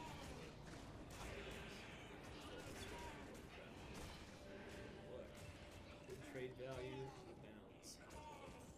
And you know, one thing to note is that super uniques tend to be really good at killing at lower player counts. In some cases, some areas are even better at lower player counts because they don't have a lot of density, so it's better just to target elite monsters, which means they don't have less health to kill, which means they might actually be better on some items at lower player counts versus higher player counts, which is a little bit counterintuitive, but because maybe you're only targeting the monsters that can only drop that one item that's guaranteed, or you're only targeting monsters that guaranteed drop 2 items in the case of Eldritch and Shank, or even Pendle Skin, for instance. In this case, you can see like in some cases you'll actually have the lower player count. It's just easier to kill Pendle Skin in a lower player count with that basic drive here. That's all it is. That's all that requires. Yeah, so the basic valuable gear you can find it everywhere throughout the whole game, as you can see, there's not a single F. So F literally means a game. So these are, this is where I would try to look for basic valuable gear, but you can do it if you want to. And the area might have some severe weaknesses in terms of accessing it or otherwise. Well, and, even though the pit is insanely good at dropping all kinds of things, the rate of dropping those specific ultra valuable, basic valuable gear is going to be a lot lower. So that basic valuable gear kind of is, I'll read it and try to perform it and whatnot, and how it performs at different player counts. And ultra rare gear. So let's explain what ultra rare gear is. Ultra rare gear means actually like super rare items in the game. So like unique and set items, we're talking things like Griswold's weapon, very rare set item. Griswold's shield, very rare item. Death's Web, if we're talking uniques, is one of the rarest unique items in the game, but it's also very high trigger class, which means that there's a lot of areas that can't drop it. Things like, Death's Fathom, Griffin's Eye, really crazy stuff, Crown of Ages. That kind of stuff is a lot tougher to find from a lot of places. So ultra rare gear, that's what that means. And when it comes to ultra rare gear, this also means grail gear. That's another good word for it. Grail gear. Grail gear is a great way to categorize this. So like if you've ever seen a streamer do a holy grail, this is like the these are the places that are optimal for this kind of gear are the places you always see those grailers in, and it's no surprise that where do you always find those grailers? Ancient tunnels, yes. Pit, yes. Even River of Flame, you'll find the grailers in there sometimes because there's a lot of good elites to be had, especially in the Ravenlands. Nullskin. You just see those grailers just farming Nullskin 50,000 times? Absolutely. Worldstone. I mean, they're a bit more adventurous in how to build it strong and executing those elites quickly with Worldstone. It's going to be solid for finding that grail gear. I know I did this a ton. Yeah, Fresh Socket, grail gear. So, there you go. Like grail gear. Grail gear. Of course, Fresh Socket is only one monster. So in higher player count, it's pointless. You literally just make it harder to kill Fresh Socket, so his efficiency goes down. See, that's another good example of that right there. Whereas with Pendleskin, he has minions, so the minions, even if players 1, can provide some benefit, and they also provide even more benefit in higher player count. But at all benefit, it's going to be good at rail gear. So, yeah, ultra rail gear, aka ultra rare gear, aka grail gear. Alright, so this is we were also talking like crazy stuff. This is super cool. You see Stormlash and well, no, not Stormlash. Actually, Stormlash is useful. That's useful for Kicksin, but I meant like Storm Spire. Sorry, not Stormlash. Storm Spire. Things like that. If you want that grail gear, that's definitely where you're looking for it. And there's some places that literally cannot drop it. So you see all these Fs here. There are monsters that literally just cannot drop it. And the minions can somewhat drop it, maybe in some ultra rare cases from Eldritch and Shank, which is why you have Ds there. And yeah, like it is what it is. Like there's just bosses. Like they're treasure class restricted. I mentioned that there's just bases certain monsters can't drop. There's certain items they can't drop because of area monster levels and things like that. They're not going to be dropping a lot of that ultra rare gear or any at all in a lot of cases. Runes. Every monster in the game can drop the mid and high runes. So, every monster in the game can drop those. There's also no hard restrictions on those. However, there are areas that you're more likely to find runes. And everyone really loves trying to find runes. They ask me all the time how to find runes. So this is a pretty good resource. Just this one column right here will give you a lot of information about how to find runes. And if you compare it with your build and your area strength on your build, you're going to find out what area is good to farm runes on your build. Once again, that's how you want to use this resource if at all possible. And so, runes tend to benefit from player count more than almost anything else, especially it's the same thing with charms and gems and jewels, which we'll go over in a second, which is very similar to runes. But they tend to benefit a lot from it because when a regular monster is capable of dropping an item, that means it's capable of dropping a rune. That includes a high rune. But remember, different areas are restricted in different ways. So like Countess can only drop up to Is from her rune table. So even though she's very good at dropping min-runes, and players 1 especially, because of her weird little table that restricts the number of runes that drop if the player count goes up, it's actually really good for up to Ist. But it's still strong. But that doesn't mean that like you can farm. You're looking for Zod from her, you know. I mean, you could find it from one of her minions if possible, but it's gonna be rough stuff. Same thing with like other runes in general. Hellcows can drop every rune up through Zod though, so once the player count starts getting at least players 3, which is that really nice breakpoint for lots of items dropping, you're gonna start seeing some really crazy rune returns in cows. Arcane Sanctuary, my personal favorite, the one I've written a guide on, or I've video guide on and have a huge data set for it. Oh yeah, Arcane is the new meta, let me tell you. If I could put S plus on this, I would, especially for the builds that are capable of doing it. Arcane is insane. Farming ghosts and chests is no joke for runes. And same thing with Lower Kurost. Everyone knows all about the power of clickables, including super chests for runes. And then of course you have, not everyone knows, that's why this is here. And then of course, Travancore council members are also incredible at dropping these runes and whatnot. And of course, Chaos, because of all those Stormcasters, all those super uniques and their minions, lots of good loot tables there for runes. So yeah, it's really good stuff. And of course the pit's one of those areas that's really spread out, and because it doesn't have super optimal monster types, the player count matters even more, but the density is really high, and some of the monsters are somewhat optimal. So sometimes the player count matters even more, and you'll see even more returns at higher player counts. So it just depends on what it is. Yeah. So yeah, it's all good stuff. Let's see. And you'll notice, like, bosses are not great places to farm runes. That's a general trend you'll see. And also places that don't have optimal monster types, and places that are kind of weird or wonky to get to, and otherwise probably aren't going to be the most optimal rune farms. But you'll notice even things like Pendleskin aren't insanely bad rune farms, especially once you can get some benefit off their minions in addition to Pendleskin, because they have good loot tables for them. And people find high runes off Pendleskin all the time. So, like, you know, it's not too bad. It's definitely a strong farming area, and the player count will matter the more it goes up.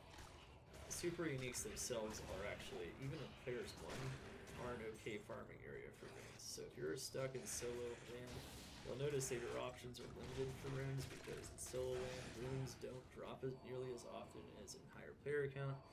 But you'll notice there's decent options. You got some decent, at least yellows and greens throughout that are not bad, or at least, you know, solid stuff like Travancore and whatnot. You got a lot of solid options. Hitting the chest is still good. And a lot of the areas that are good in high player count are still good in low player count. That's usually the trend with that. It's just that there's a little more benefit. And charms, jewels, and gems, a lot of overlap with the runes, that's all I gotta say. So this is pretty self-explanatory. It's literally charms, gems, and runes. So runes, it could be any rune from, I mean, it mostly focuses on mid and high in terms of area strength, but it could be any rune from Elves of Zod. Of course, depending on the area, of course, once again, not every area can drop everything. Even Travancore is limited to Chamrune, for instance, so just depends. Same thing with Arcane. Arcane is typically seen as limited to Cham. You could theoretically drop a Zod in there, but it's ridiculously tough. Of course, the charms, gems, and jewels, though, that is very similar. You see a lot of overlap, and that's because a lot of the loot tables that favor runes also favor charms, gems, and jewels. What a surprise. There are some differences, though, such as Countess not being a great source of these, because now we're talking about an item type that's not a rune, so she pretty much only does runes, so that's not going to be that great. There are some small differences. Also, one thing to note is that Nightmare Cows can drop perfect charms like 5 ways, so 20 like 5 all red small charms. A lot of people don't even know that. So that actually makes Nightmare Cows an insanely good source of charms, jewels, and gems, and it competes even with Hell Cows in this regard. Hell Cows have some small advantages as to some even better charms that can drop at the very high end. But it's not very significant, which is why they're rated about the same. So I should say they are rated the same. So yeah, there are some differences there. If I go over a couple of them just to kind of explain the reasoning there. It's definitely some things that matter. Whereas with Nightmare Cows on runes, you're limited to Istrid pretty much, so it's not going to be quite as insane in most cases. Especially relative to the other areas, especially when Countess exists as well. So, you know, these things matter. Remember, it's also comparison within the set as well. Comparison between the areas within the charms, gems, and jewels section. Same thing with the runes. So yeah, Got all those fun stuffs. And we got, yeah, I mean, there's just certain areas you just don't farm for some of this stuff. Really, you can find them there, but you probably don't want to look for them there unless you get insanely lucky. Ironically, I found a jaw for Mephisto, and I rated it as a D, but I have to be objective. Finding a jaw for Mephisto is insane. So, you can always get lucky though, you know. It's like, I don't recommend farming it for runes, but you could. You can always do it, as long as it's possible. If it's not possible, it's enough. So, keep that in mind throughout this whole one here, and throughout the whole item type farming area tiers. And jewelry, once again, you'll see some small differences here. Like, jewelry is so good in Travancore that it's just so good, even at like low player count. Travancore is stupid for jewelry. You'll notice some trends across farming areas. By the way, with items, you'll notice some areas are very broken in general. Like, you'll notice, like, chaos, it doesn't matter what you're looking for. Look how well balanced that is. It's strong or optimal, and in the very worst case, it's okay. And that's just for base items. That's because there's so many Stormcasters in there, and they can't drop base items. So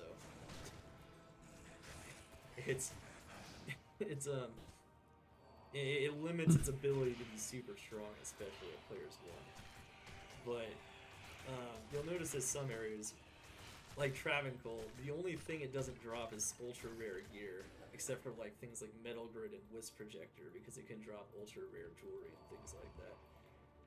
But you'll notice though, you go across like Travancore, and the only thing it can't drop is like ultra rare gear. It struggles with because there's only like a few instances where it really can, but there's some good instances for sure. And then like base items, not at all. And everything else is like S and A, like all the way across. Like, it's just super strong.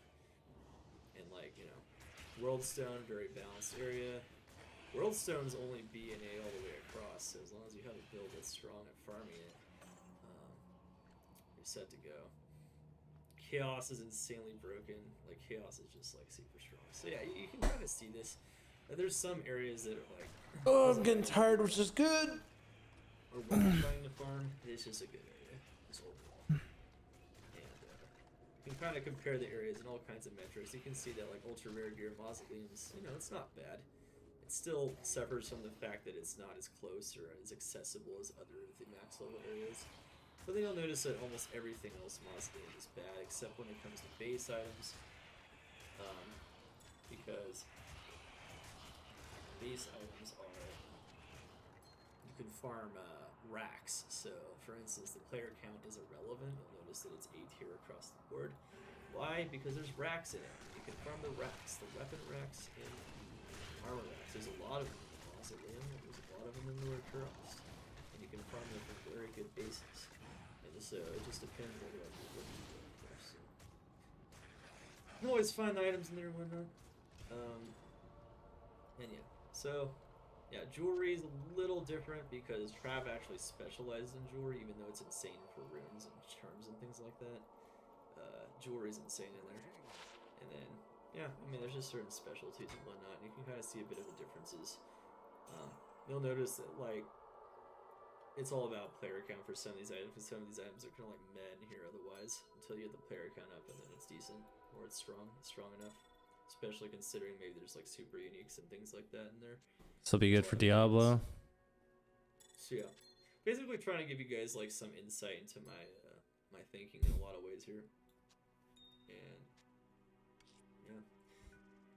yeah, really good stuff. And of course, one thing you might notice, you know, now I kind of went over every section.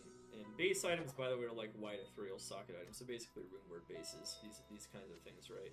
And in some areas it literally can't drop. Like bosses literally cannot drop rune word bases. It's impossible. And so, once again, you don't do that. If you're looking for rune word bases, though, you can never fail in the secret cow level, right, chat? Right, YouTube? I think everyone knows that one, though. Just in case they want to know. So there are some areas that are insane, and then there's some areas like Worldstone that are also insane because the density is super high. Monster density is reflected in some of this information. like I said, it's all very solid stuff. And you get at least a general idea of where they're at, you know, and then you can make your own determination of, okay, well, I kind of want these items, maybe I want a little bit of some of these items, and maybe not these items, and then I got this build here, and say I'm the Bone Spear Necro using Corpse Explosion. I could check out that, you know, say I want to farm the player jungle, well, I can at least see what I'm up against, right? I can see what we're getting ourselves into, and see, okay, well, it sounds like a very decent time at life. Maybe we'll do it for some fun. Yeah. One thing you might notice that is notably absent from this list, and something I should mention, is there's no gold. So gold is an item, technically. I mean, it's an item in Diablo 2. There's no gold. You might be like, what? How could you leave out gold? Gambling is so good in D2R. Where's the gold at? And the answer to that question is the gold is literally in one area. So I didn't include it because it's so boring. The gold is in Travancore, like everything else apparently, as you can see, except for, you know, like ultra rare gear to a pretty large degree. But yeah, it's a Travancore. It's a Travancore. It's a Travancore. You could also say any council member, right? Council members throughout the game, the gold is good, right? And what is the only build? You might notice there's a build I also didn't include. So if you go to the Barbarian, you're like, wait, where's the gold find Barbarian?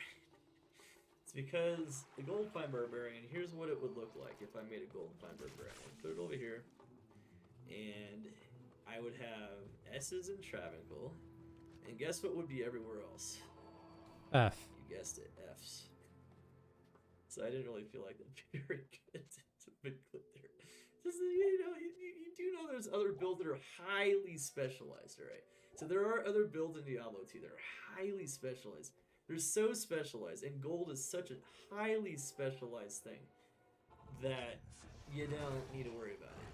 We already know it's good at finding gold.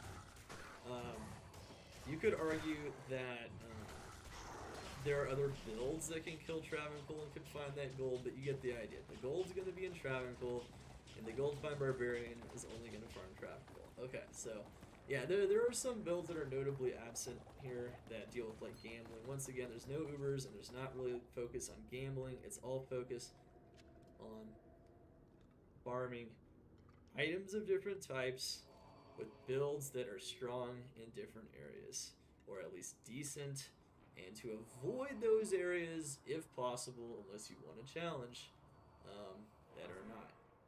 Like, if you want to farm with Fisto with only Poison Nova, a Poison Nova Necro, unless you have those Erdars, it's not going to be fun. And it's going to take a while to get them, so it's going to be very inefficient.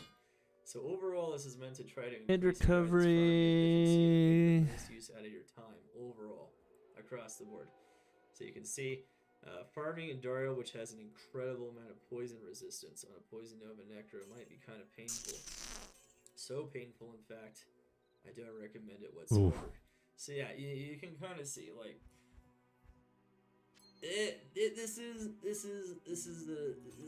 we thought about it all. We thought about it as much as we possibly could. You might be able to argue, you know, you can definitely make some arguments. I know you can.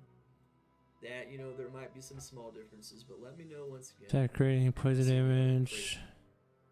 Differences in how you think about it, how, like, what you've done in there, and otherwise, let me know if there's something super confusing, of course, and we'll of course go over that. So yeah, and remember guys, player count is important. Player count will influence things. It will make things easier in your life in a lot of cases. Not all cases, like in the case of farming racks where player count doesn't matter, or where it's impossible, but it will make things easier. In some cases, like with ultra rare gear, you're only targeting elite monsters, so you might actually want to stick in low player count, which is usually what you see. Once again, this is all about those grail items, man. This is grail gear, so you might see those grailers once they start getting they're always zerking the pit in players 1, right? Of course, you can still find a lot of ultra rare gear by taking advantage of the density in the pit, not just the elites. So it depends on the area. Whereas it's a lot harder to take advantage of density in a lower density area like Mausoleum, so you're better off in lower player count.